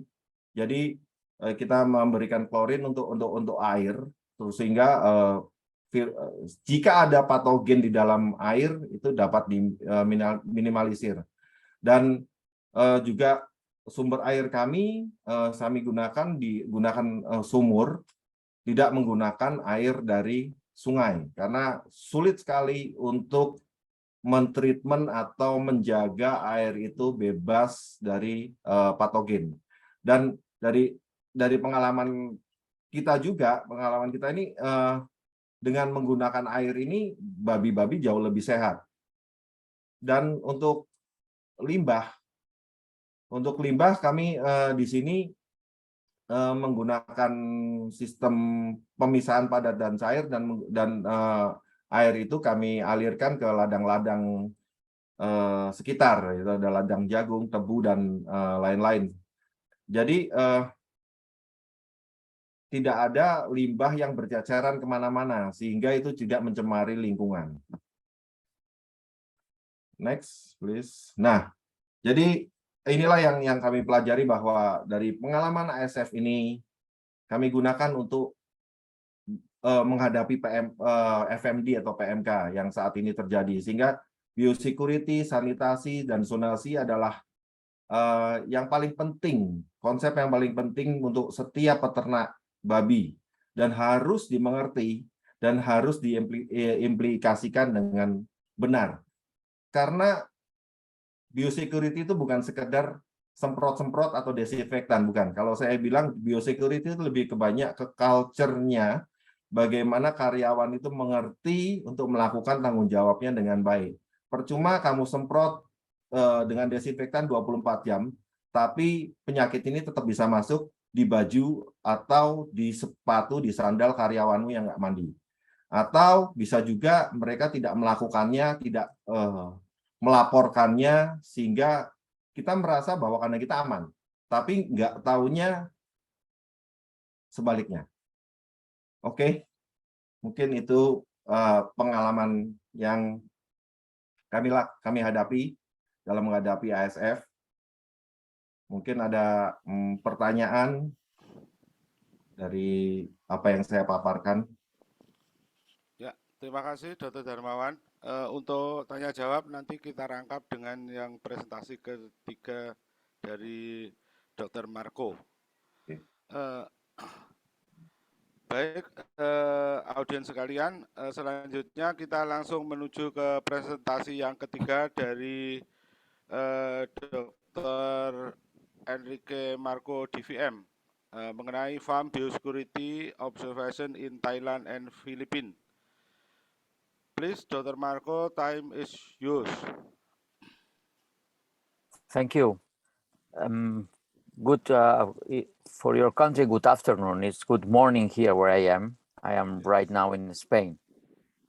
Well, I'm very glad to be here with you and to share some of the information that I think could be relevant for your country based on my experience in the Spanish African swine fever history that we got back in the 1990s, and also the experience I got recently in Philippines and Thailand. I think you could now see my presentation. Yes. Good. Let me put it in bigger. Okay, well, what I would like to share with you this morning, I would like to share with you some points. So I would like to explain what we did in Spain back in the 90s and find some correlations on what can be done in the Southeast of Asia. And then I would reinforce some of the points that the previous speaker already highlight, talking about farm protection. What are the physical measures that we need? What are the minimal ones? Movable risks, so what goes in and out, and what are the risks inside the farms? And then I will make some comments on farm repop, because I'm sure many farmers that has been forced to empty their farms. I mean, they are just willing to come back again to the business. So I think we have to talk about farm repop. And I will make also some comments on foot and mouth disease, which I think is also a quite recent problem that you have there, which can look very dramatic, but I think could be easily handled compared to the African swine fever. So let's review some important information on African swine fever. The first thing that we have to say, I will not go very scientific on this, but just look at the picture. It's a complex virus. It's not a simple virus. And this is important to understand because everyone is waiting for a very active vaccine. And to make a vaccine for this virus is not easy at all. And this is what is happening. So there are many groups in the world trying to work on this, but to find an effective and safe vaccine, it will not be an easy job. I hope, the science will work and we will have it soon. But we have to think on how to attack this disease without having the vaccine available.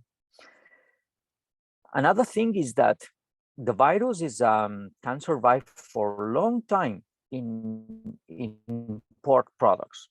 So it survived for 110 days in chilled meat or for more than 1,000 days in frozen meat. So that means that if a country gets infected and infected food arrives to the market and someone chilled that food or froze that food, the virus can be present in the country for long periods of time, which rise the risk of reinfecting the country again. And this, I think, is the most important thing to remember. The virus concentrates in the blood of the animals. We have high concentration there, and this is why in blood it stays longer times. So at 4 degrees, we can have 18 months infected blood and active virus there. And then, of course, anything that touch blood or animal secretions can be contaminated and can be a source of infection again. So you can see that the temperature kills the virus, but it needs quite high temperature. So 60 degrees is not enough. So we have to go up to 70 degrees or over just to be sure that we are disinfecting. If we are cooking the meat, for example, disinfecting the meat. If we think about the facilities, about the pens, the pens remain quite a long time contaminated. It has been said that for a long 1 month, which is a lot if you think on an empty space with no pigs, having 1 month that could contaminate other pigs.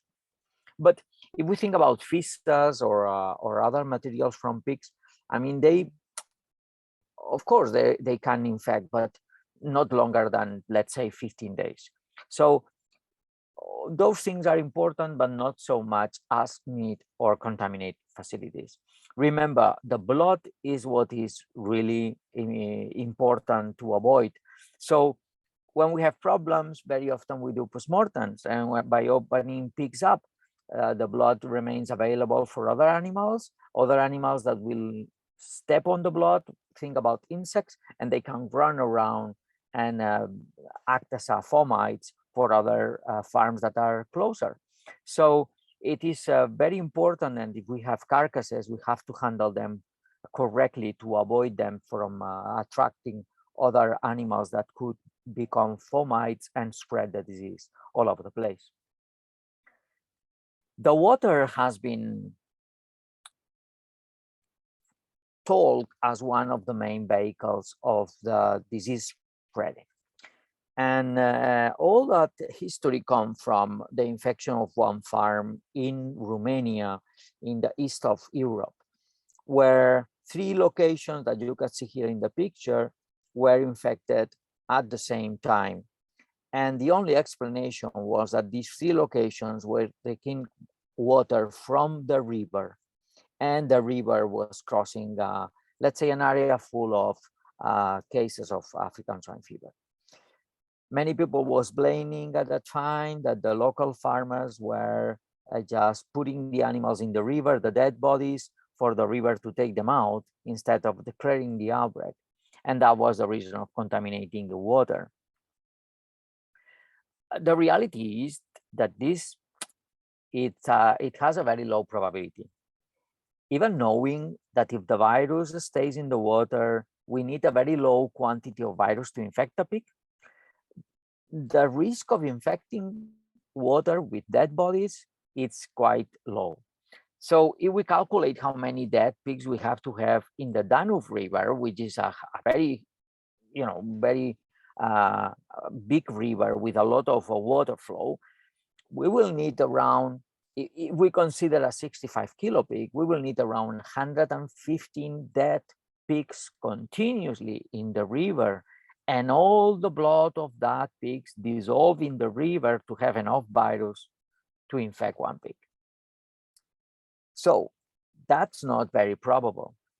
What is more probable is what the previous speaker were talking about. So if wastewater coming from farms where there has been slurry there contaminated, and the people is, draining that water into the local river, which has not a big flow, this could be a different history. And then water can play a role. What about feed? Everyone is talking about feed, and feed, it can be the source of infection. It needs a higher dose, but feed, basically, it's safe if what contains is, let's say, vegetables, cereals, and vegetable protein sources like soya.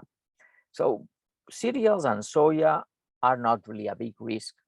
Of course, if we put virus on them, they can act also as a carrier, but the probability to infect cereals or to infect soya is very, very, very low. The problem comes when in this feed, we include some animal products, animal proteins, and some of those proteins are coming from pig products that has not been heat treated at high temperatures. Then the risk becomes very high for the feed. And in fact, this is why when we have African swine fever, one of the first steps is to forbid to use pork products on the feed, because we know this is one of the main sources for the disease to spread. Let me just tell you something about the experience we got in Spain. For those that you don't know Spain, Spain is a country in the south part of Europe and in the more west part of Europe. So Spain is surrounded by water, in one side Mediterranean Sea and in the other side the Atlantic. And we got infected because of Portugal, which is our neighbor, become infected back in 1960s. Back in 1960s, Portugal was infected, and we got a lot of let's say, business going on with Portugal. So we import a lot of pork also from them. So we imported animals, infected animals. We infected Spain back then, and the disease, the African swine fever, remained in Spain for close to 40 years. So we got rid of the disease 1995. So I'm going to explain you a little bit what was the situation back then in Spain, because there are some similarities on what is happening here in Southeast Asia. Back in the 60s, we got 30 million people, a lot less than you have here in Asia. Pork consumption was low, around 10 kilograms of pork per person, and the economy was starting to develop very fast. So just to give you numbers, the gross domestic product per capita jumped just in 2 years from $400 per person up to $1,200 per person. So the economy was growing very fast. So we start having the first cars in Spain. We still got the tourism was starting to be one of the business. We still got a dictator there, so the power was just in one hand, and it was the time for the transition back in the 60s. We still got a lot of backyard production back then. So swell feeding was considered normal. In fact, that was the purpose of the pig. The pig was the recycling machine for the homes. So any leftover was passed to the pig, and the pig was consuming it. We also were positive for classical swine fever back then. And we also were positive for foot and mouth disease, and we were vaccinating during those times. Well, not at the 70s, later on. We got basically no knowledge on biosecurity. And at that time, we got no knowledge on African swine fever. What was the virus, how to prevent it. We got even no vaccines or no diagnostic methods. I mean, this was the traditional way when I was a child, just to keep the pigs. My granddad used to have this. So these were the ways we were dressing, and we got white animals, white pigs at home with all the babies, and we were eating some of them and selling the rest. I mean, the killing was done at home and not going to slaughterhouse, and also some people were selling sausages and pork products. In the southern part of Spain, we have a warm weather, not as extreme as yours. It's not like what you consider tropical, but we have very hot summers and cold winters. But the hot summers in the southern part allow the soft tick to stay, and soft ticks are considered carriers for African swine fever.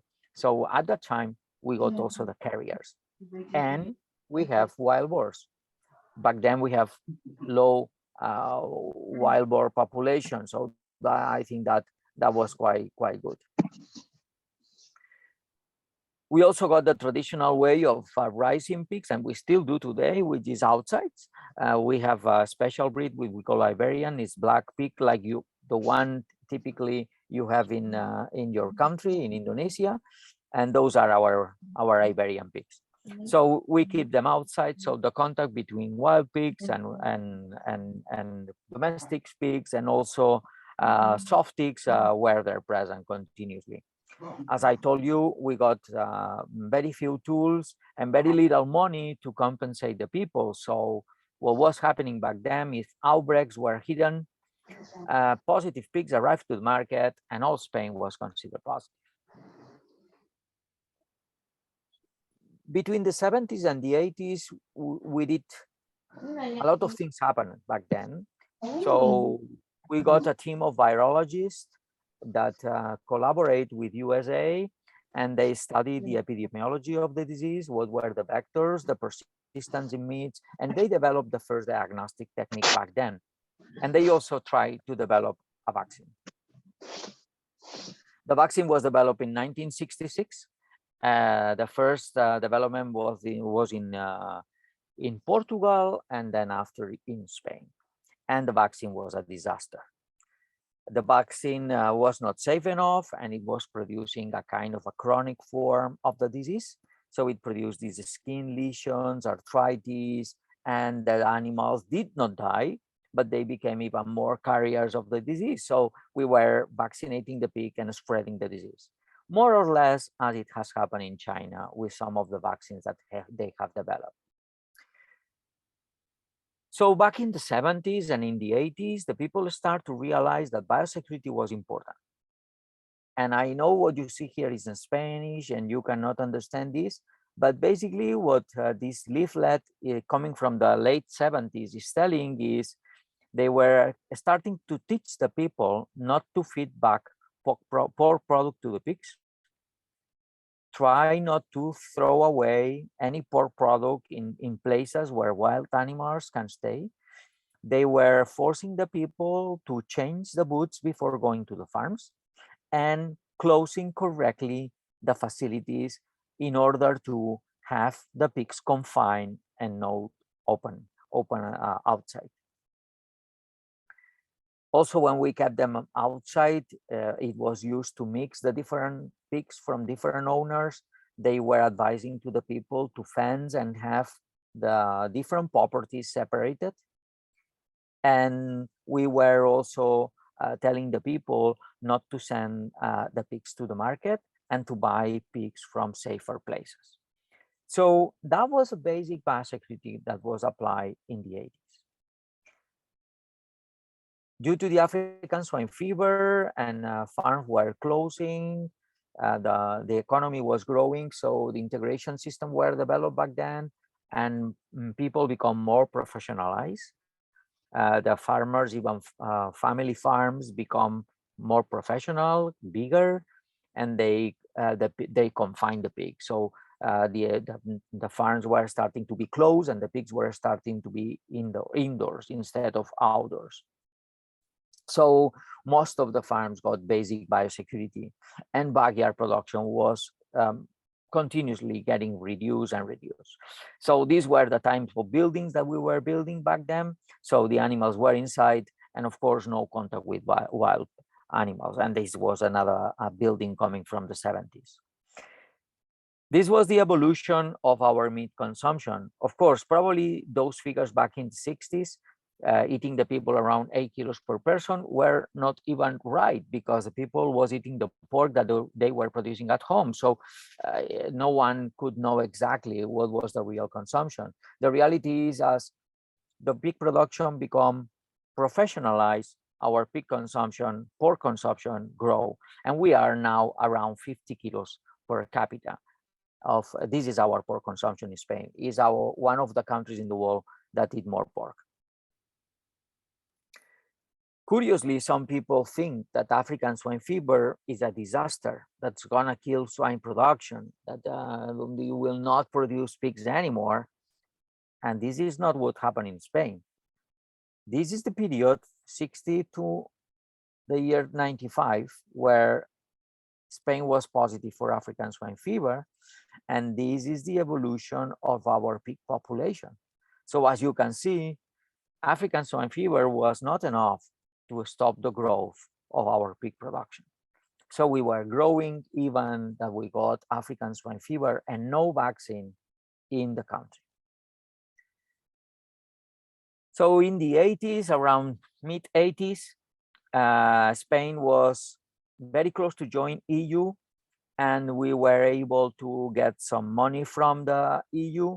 So this money was used to give some credits to the Spanish pig producers to improve farm biosecurity. And this was tied to the compensation. So compensations were paid to those farmers that already got some good biosecurity, not to anyone. Back in the 80s also, ELISA test was developed, so we could also track where were the carriers animals and detect them and eliminate them. And the swine sector, because was getting professionalized, start to work together with the ministry, with the official vets. So there was a very close collaboration between the let's say the swine sector and the official vets and the ministry. So the swine production, as I already told you, was professionalized.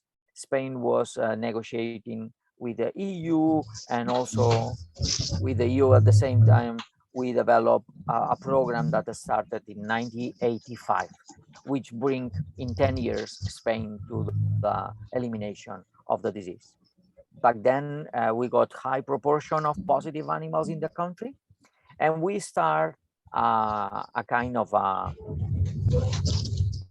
of a process where we were eliminating and eliminating those positive animals and getting rid of any meat that was contaminated. So stamping out policy was applied. Those that got more than 30% positive animals, the farm was eliminated. Those that got less than 30% positive animals, they were killed positive and the other ones were controlled. And the carcass from positive animals were destroyed. So no infected meat arrived to the market. And that was one of the very important things, because this starts stopping infected meat arriving to the market. So even if someone was using that meat to feed the pigs, it was safe. So another key point was the compensation systems. So because of this coordinated program, there was a big quantity of money there. So there was a system to compensate the people that was infected. And we did one big mistake. At the beginning, the compensation was too big. So the people was even infecting themselves because they were making more money with the compensation than sending the pigs to the market. So this was corrected. And then the compensation system was more dynamic and according to the market prices.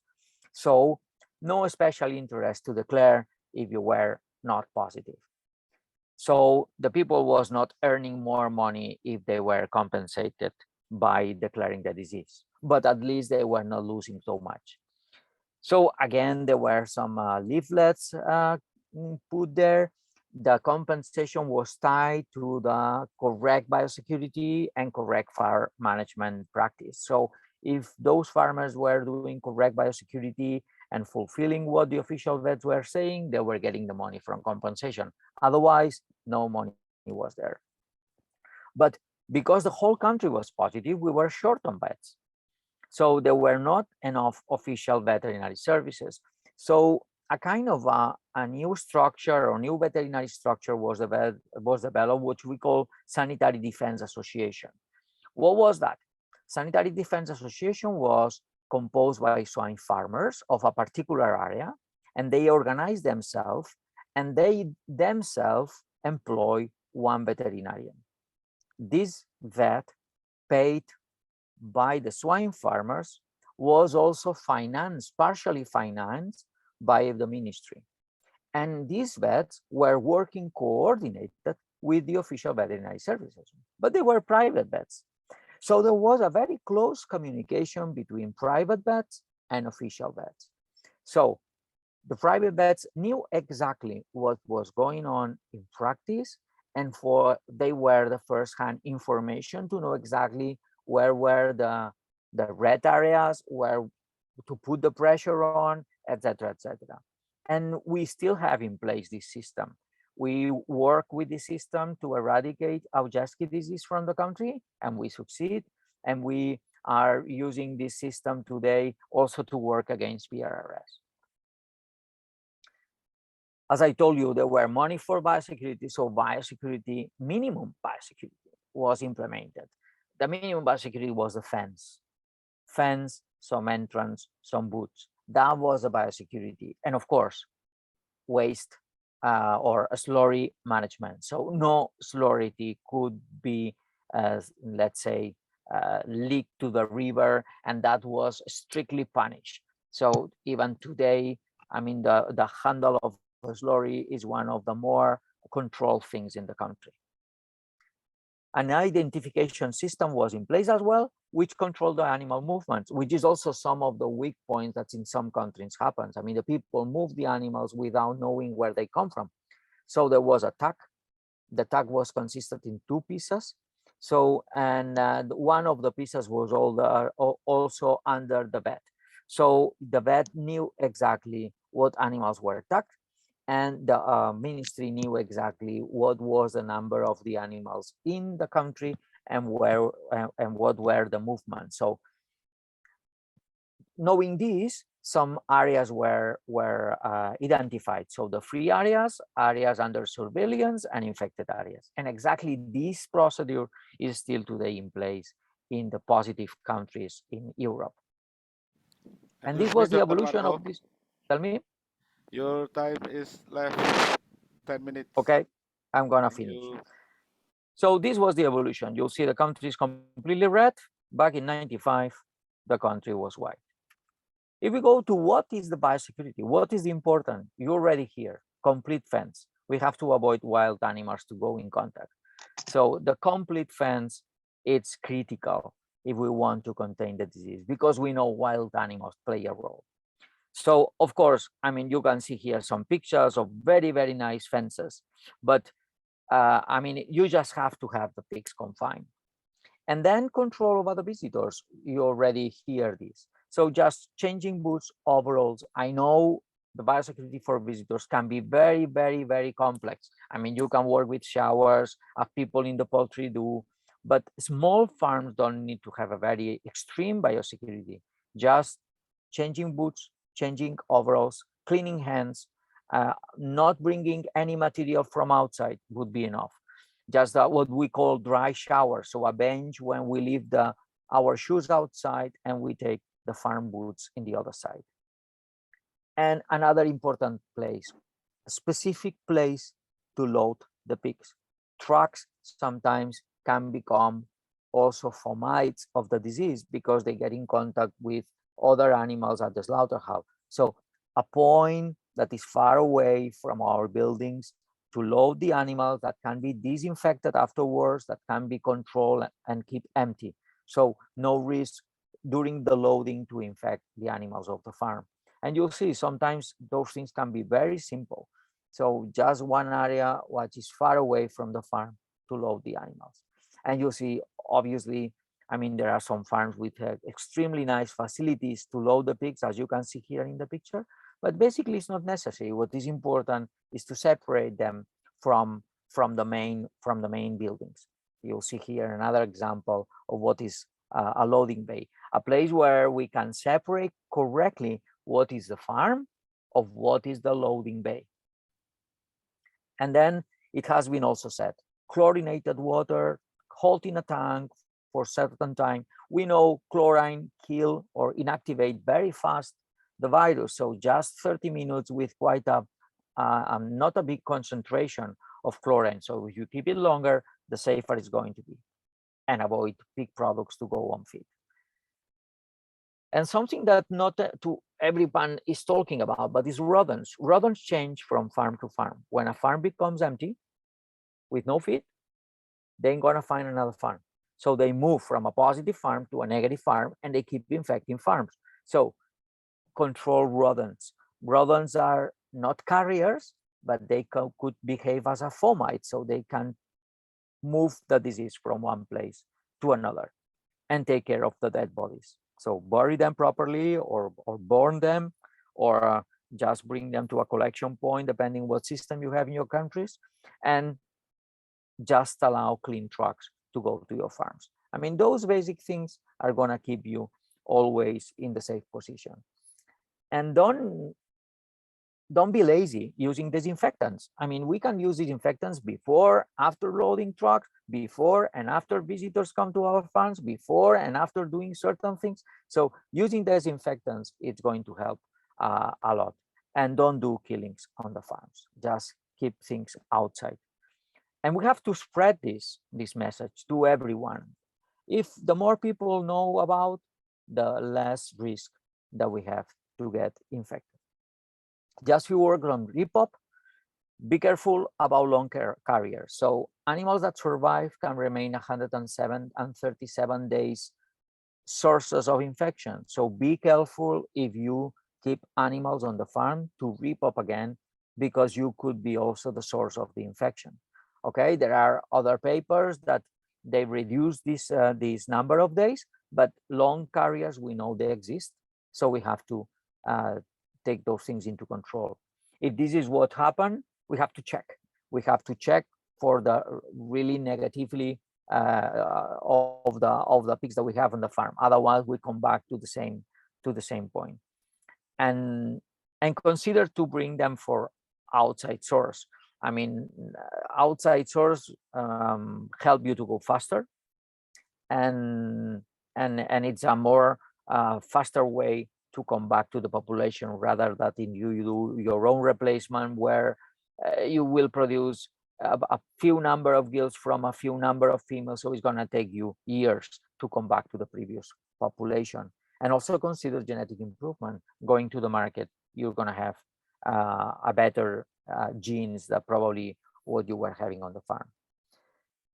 If vaccine becomes available, we have to consider to use it, but unfortunately, I don't know how fast that thing is going to be. I already told you about the population, and consider that if you want to repop a farm, you have to start with a higher number of animals than what you actually want to do, and introduce a slightly higher proportion at the beginning, so the returns you will be bringing back, and at the end you will have the 100% of the animals.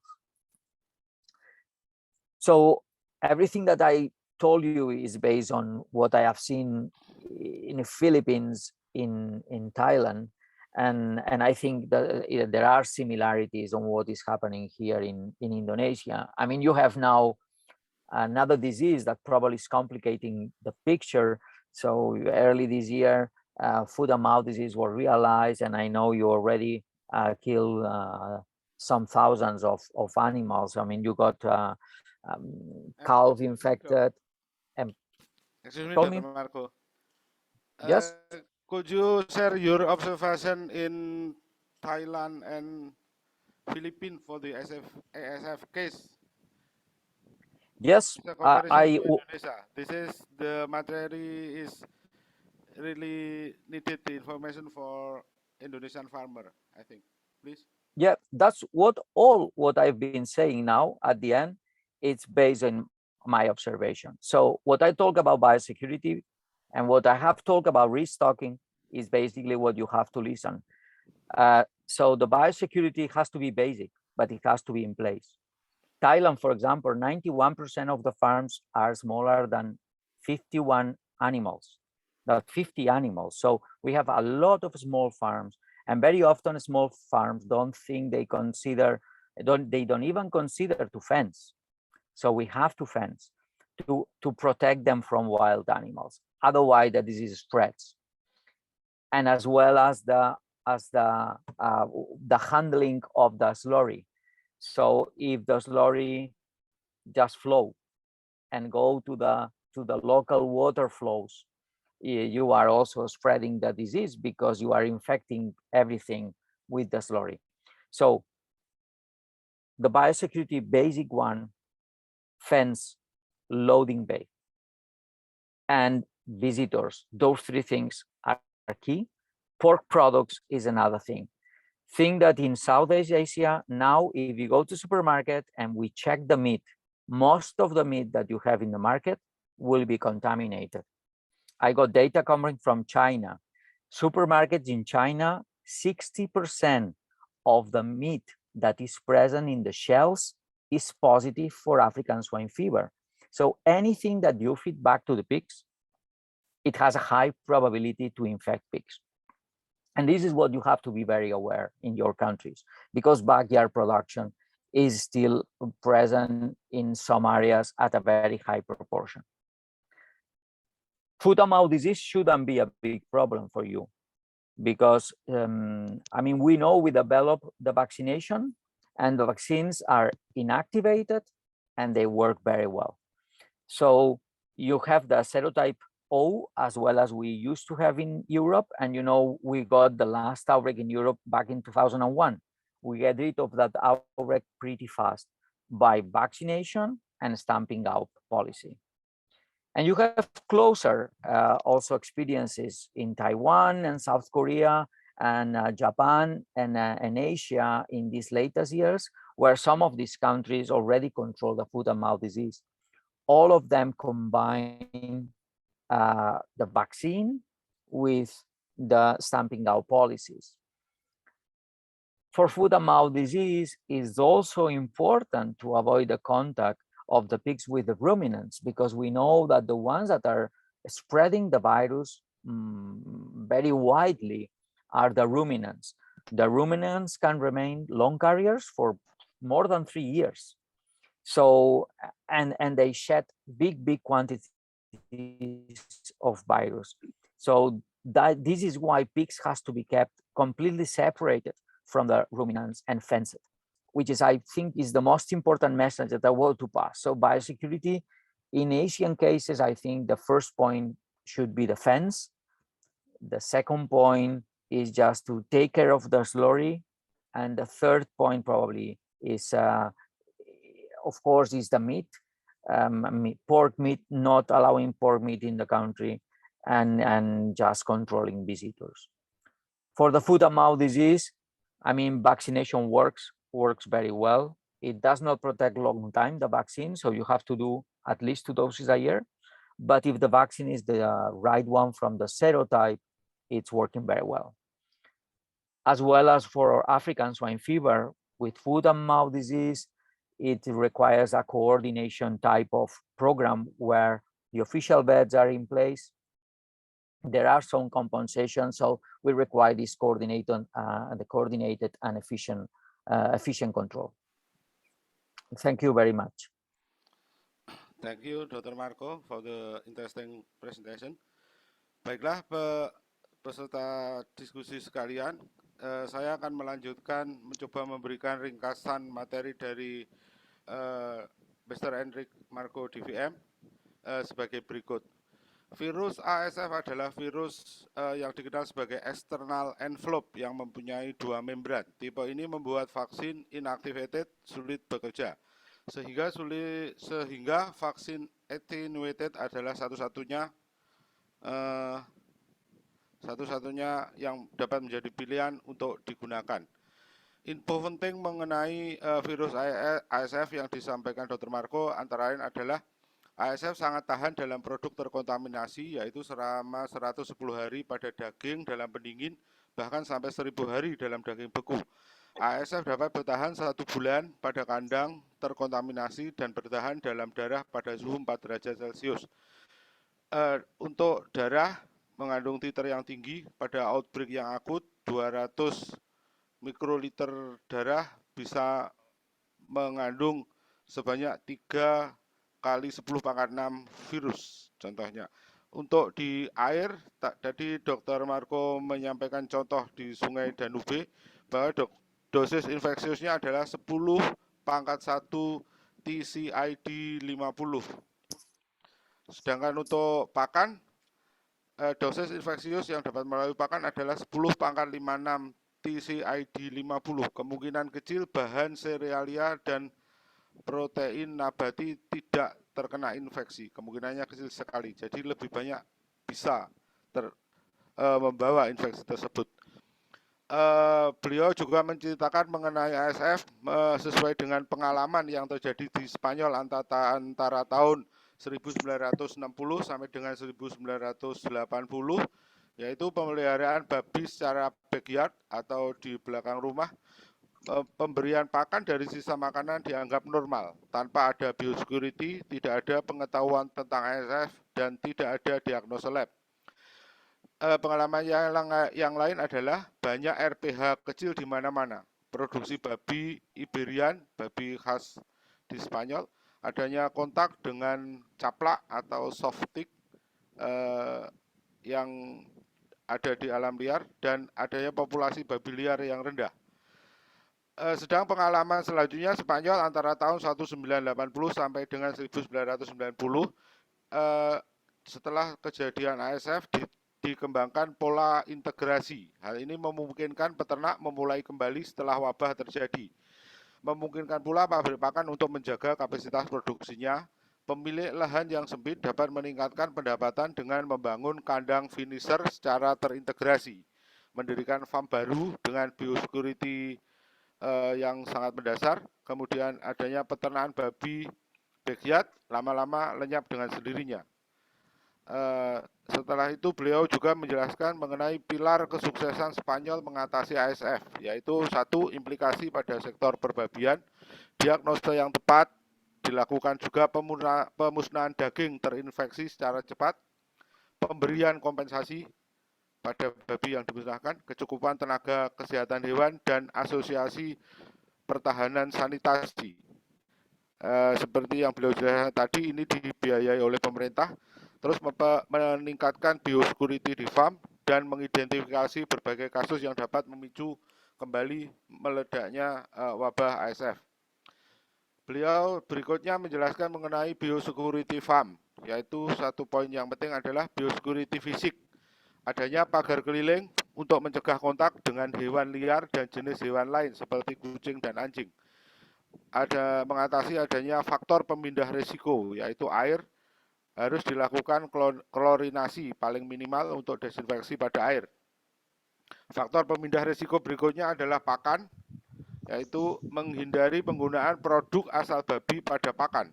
Jangan memberi pakan dari sisa makanan manusia. Faktor pemindah risiko yang ketiga adalah pembasmian hewan pengerat atau rodentisida. Selanjutnya menangani dengan baik adanya bangkai babi, harus dikubur dengan semestinya di dalam tanah dan ditambahkan kapur apabila diperlukan. Untuk transportasi, beliau menjelaskan desinfeksi semua truk sebelum dan sesudah bongkar muat.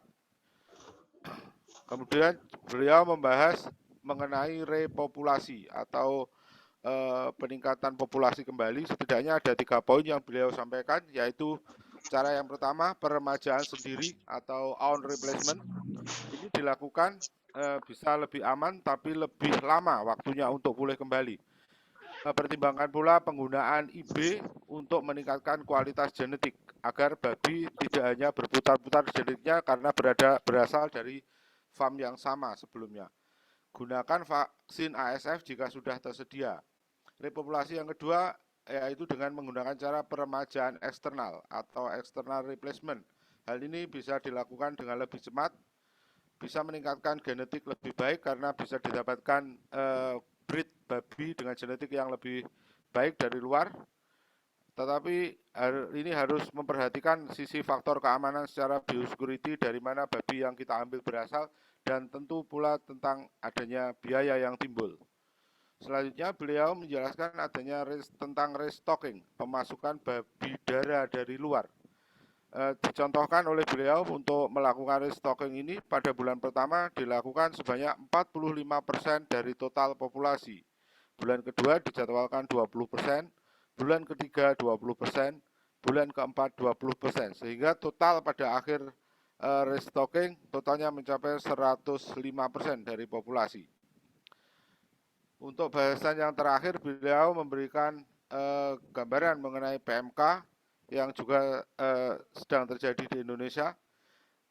PMK dimulai penjelasan mengenai PMK ini dari kasus di Eropa. Masalah besar selama abad 20, hal ini terjadi. Vaksin tersedia sejak tahun 1973. Tahun 1991 PMK dinyatakan hilang dari Eropa. Wabah terakhir di Inggris tahun 2001 dengan serotipe O. Vaksinasi pun dilakukan untuk mencegah penyebaran. Untuk PMK di Asia, beliau menjelaskan tahun 97 serotipe O ditemukan di Taiwan. Tahun 2000 serotipe O yang sama juga ditemukan di Jepang dan Korea Selatan. Tahun 2010 kembali meledak di Jepang dengan serotipe O. Untuk tahun 2014 sampai dengan 2016, Korea Selatan tetap dengan serotipe O dan muncul serotipe baru A. Dan pada tahun 2016 di Rusia, serotipe Asia 1 dan O. Beliau memberikan penekanan untuk kunci utama untuk eradikasi PMK. PMK di Indonesia dengan serotipe O MESA _Indonesia tahun 2001, vaksin PMK serotipe spesifik untuk ini harus digunakan. Ternak ruminansia bisa menjadi carrier jangka panjang, harus selalu diingat. Yang selanjutnya adalah penggunaan vaksin untuk menghentikan penyebaran. Program vaksin 2 dosis atau lebih per tahun, bahkan 2 kali 2 dosis atau lebih ya dianjurkan. Dan ini bisa memberikan proteksi atau perlindungan selama 4 sampai dengan 6 bulan. Poin selanjutnya adalah harus dilakukan pemusnahan ternak dari farm yang terinfeksi agar tidak menjadi faktor penyebar kembali. Pada kata akhirnya beliau menyampaikan bahwa eradikasi PMK sangatlah mungkin dilakukan, tapi memerlukan usaha terkoordinasi dan kontrol yang efisien. Demikian yang coba saya rangkumkan dari presentasi Dr. Marco. Mungkin untuk sesi selanjutnya kami persilakan Pak Indra untuk menampilkan apabila ada pertanyaan dari peserta.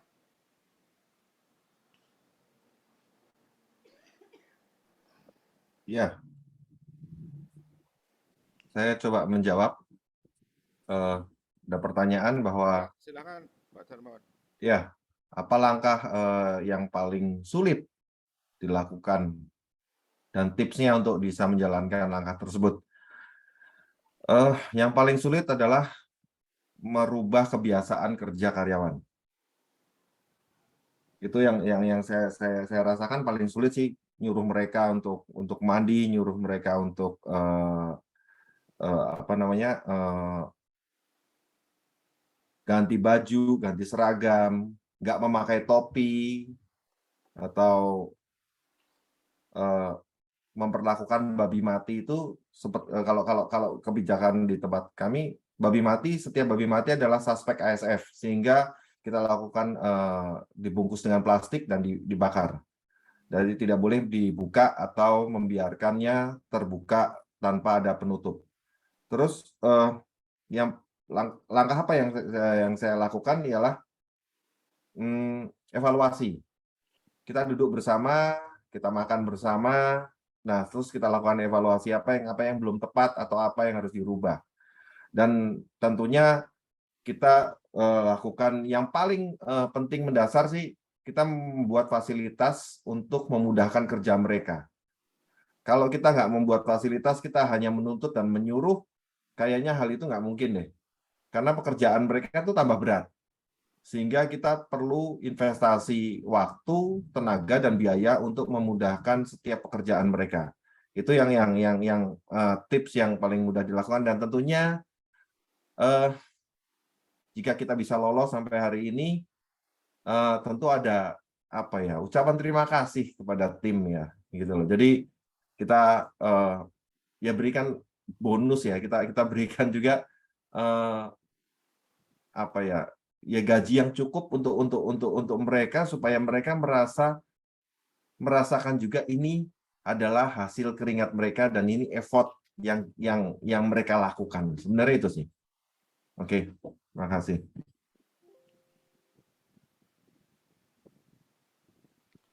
Baik, terima kasih Dr. Darmawan.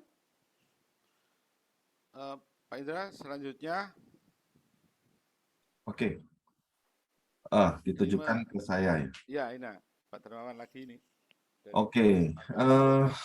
Apa yang langkah dilakukan dari AMI? Nah, kalau ini kita sudah melakukan sih berbagai langkah untuk bicara ke dinas sih sebenarnya. Cuman ya mungkin karena ya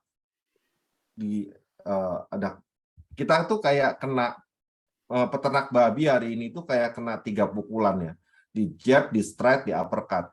Ya kan? Jabnya pertama COVID, straight-nya kena ASF, di uppercut kena PMK. Jadi agak susah juga kalau kita meminta pemerintah yang sedang ya keteteran ya, sibuk ya untuk menghadapi wabah ini. Jadi kalau menurut saya dimulai dari diri kita sendiri, dari farm kita sendiri. Dari kesadaran kita bahwa kita nggak bisa menyerahkan hal ini sepenuhnya ke pemerintah. Kita kembali ke diri kita sendiri, kita lakukan biosecurity. Jujur, ASF itu tidak airborne. FMD, PMK itu airborne, itu lebih susah. Kalau di tempat kami, karena kami di sini banyak yang non-Muslim kan, ya kan, dari saudara-saudara yang non-Muslim itu tidak memelihara babi, sehingga ASF tidak ada di depan gerbang kami.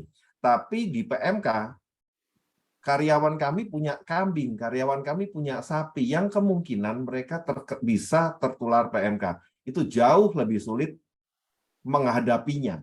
Jadi menurut saya kembali ke pertanyaan tadi kepada Bu Eva, bahwa ya dimulai dari kita sendiri deh, gitu loh. Dimulai dari farm kita sendiri, dimulai dari komunitas peternakan kita bentuk, kita duduk bersama, kita menghadapi masalah, gimana caranya, mau ngalah, terbuka. ya kalau saya bilang mirip orang kawin ya, mirip orang merit ya. Jadi harus saling mengerti lah bahwa musuh yang kita tuh satu tim. Kita nggak ngadepin kita nggak bersaing, kita tuh satu tim. Jadi kita harus sama-sama ngadepin pandemi ini, dan kita bisa ngadepi pandemi yang lain sih kalau kita kompak. Gitu sih. Terima kasih Dr. Darman. Pak. Selanjutnya Pak Indra. Pak, ya saya tambahkan nomor 6 ini, jadi memang kami punya asosiasi, yaitu Asosiasi Monogastrik Indonesia, kemudian Asosiasi Dokter Hewan Monogastrik Indonesia juga berusaha selalu berbicara dan diskusi komunikasi dengan pemerintah. Jadi selalu dilakukan, apalagi dengan PMK. Rasanya Pak Saulan Sinaga juga terus melakukan lobby-lobby ya. Jadi beliau selalu dekat dengan peternak, dekat dengan pembuat regulasi dan sebagainya. Dan tentunya ini sudah dilakukan dengan baik dan sistematis. Mungkin kalau Pak Saulan Sinaga masih bisa monitor, boleh ditambahkan Pak Saulan.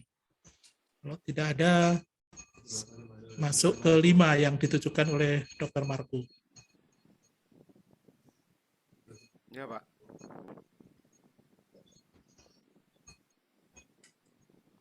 Silakan Pak Yaya.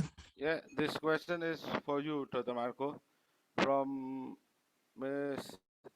Eva Tankiri. It seemed that took a lot of effort, strategy, policy, regulation, and time to be successfully preventing outbreak of disease or economic loss on pig industry in Spain.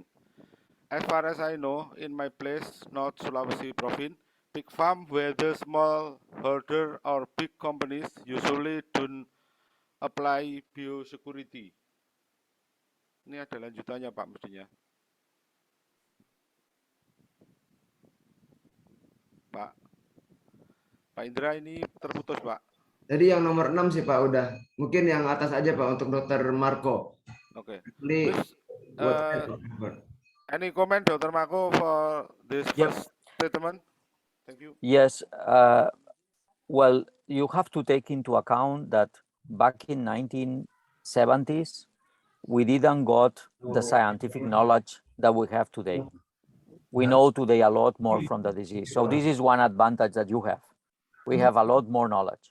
We have diagnostic, we know about the disease, we know how it spreads, and we know what are, let's say, the key points to avoid a spreading of disease. So I think this is one advantage that you have. Okay. Thank you, Dr. Marco. Mungkin bisa saya rangkum dari pernyataan Dr. Marco yang baru saja disampaikan bahwa untuk pengalaman yang terjadi di Spanyol pada tahun 60-an dan sampai dengan tahun 80, memang seperti itu. Hal ini mungkin tidak kita temui lagi di Indonesia karena adanya kemajuan teknologi, semakin canggihnya pengetahuan tentang wabah, tentang penyakit, dan banyaknya praktisi dokter hewan yang dengan teknologi maupun ilmu pengetahuan yang lebih maju dibanding dengan yang terjadi di Spanyol pada tahun 70-an tersebut. Baik, untuk selanjutnya, for you Dr. Marco, you mentioned that less probability for ASF case happen when farmer use vegetable protein source for pig diet. What really process these benefit things? Well, animal sources, if they contain pork, and if this pork has not been thermally treated, so has not been heated, in Asia, because there is a lot of meat infected in the market, you have high risk of contaminating with ASF. So vegetable proteins, they do not have ASF unless someone contaminates them. But generally, to contaminate a soy source in a feed factory, or to contaminate, let's say, barley or corn in a feed factory or wheat, it's not so easy. Of course, it could happen. anything can be contaminated, but the risk is a lot lower than using animal proteins. So for example, I do work for genetic companies as well. Genetic companies has strictly forbidden to use animal protein sources in some of the diets, just to prevent disease. Oke, thank you. Baik, mungkin untuk Pak Michael dan yang lainnya yang bisa saya sarikan dari pernyataan Dr. Marco yang baru saja. Untuk kehati-hatian yang lebih ketat ya, tidak digunakan produk asal hewani sebenarnya. Apalagi kita tidak bisa meyakinkan apakah produk tersebut sudah diberi perlakuan panas yang memadai sehingga cukup bisa mematikan virus yang ada. Beliau juga menyatakan bahwa bukan berarti kalau produk nabati itu bisa bebas kontaminasi. Bisa saja terjadi karena ketika disimpan di lokasi gudang pabrik bisa terjadi cross kontaminasi. Tetapi kemungkinannya tetap jauh lebih kecil daripada kita menggunakan produk yang asal hewani apabila tidak dipastikan aman bahwa produk tersebut benar-benar bebas dari kontaminasi penyakit ASF tersebut. Beliau juga mengatakan bahwa bahkan ada di perusahaan genetik yang tempat beliau bekerja, bahkan ada yang sampai dilarang untuk menggunakan bahan asal hewani, bukan karena apa-apa, tapi untuk meyakinkan secara lebih aman lagi bahwa untuk pakan dari produk di genetik tersebut tidak digunakan produk dari asal hewani. Demikian. Pak Indra, mungkin untuk selanjutnya apakah masih ada? Bisa dilihat di chat dari Pak Ibnu. Dari Pak Ibnu, Pak. Orang jauh. Bentar, Pak.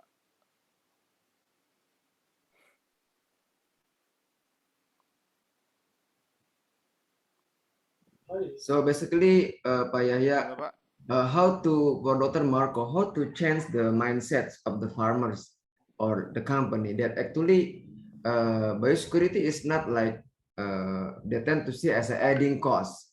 How to make them see it as an investment needed to sustain the business, Dr. Marco? Maybe you can share Spain's experience to change this mindset among the farmers.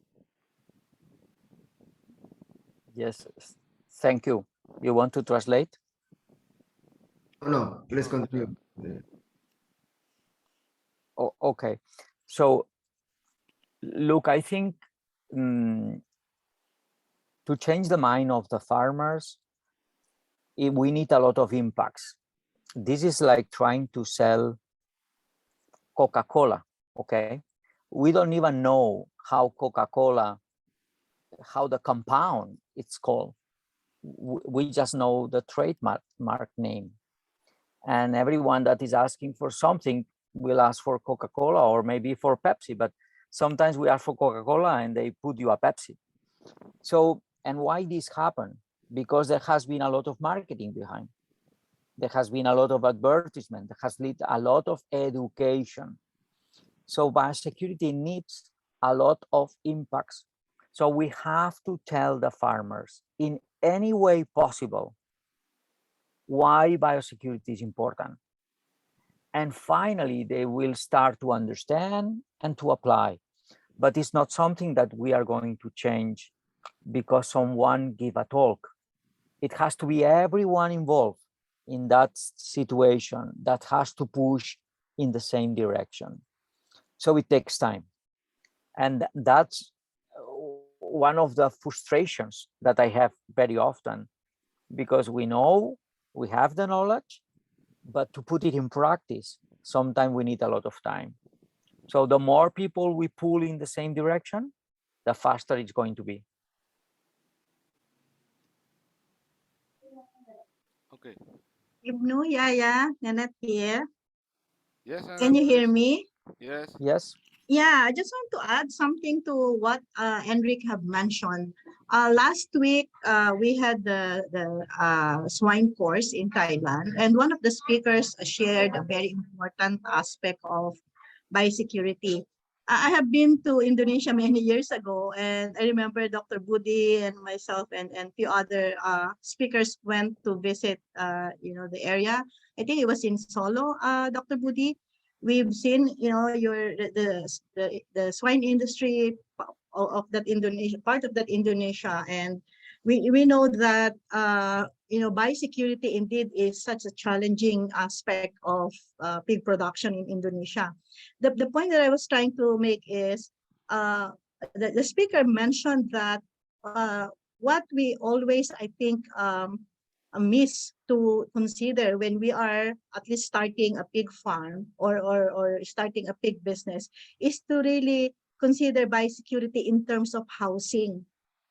The tendency for us, especially for the small and medium-sized pig farm, is to maximize, the area where we put all the buildings, and most of the time forget, putting a space for biosecurity, or the biosecurity aspect, meaning a place where you can put your newly arrived pigs or stocks or breeders before you put them into your stock or into your inside the farm.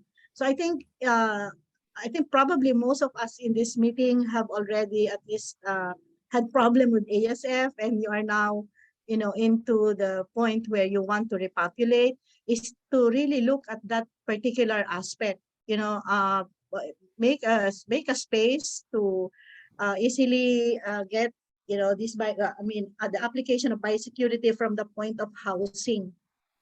Of course, those points that Enric have mentioned, particularly on the use of animal protein source ingredient, it's really very valid, and it's been one of the most important thing that you should look into in terms of nutrition.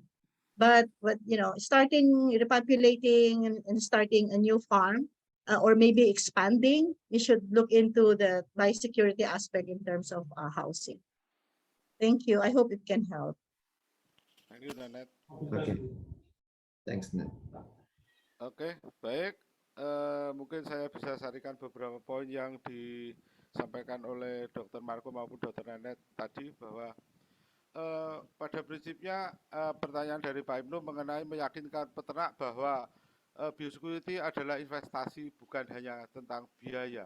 Memang sudah banyak dilakukan sampai dengan kita biasanya mengalami ledaan atau wabah suatu penyakit seperti halnya flu burung kalau di Indonesia, orang baru menyadari bahwa murahnya biosecurity itu tetap tidak akan semahal daripada populasinya habis. Itu yang akan membangunkan kita semua bahwa biosecurity adalah hal penting.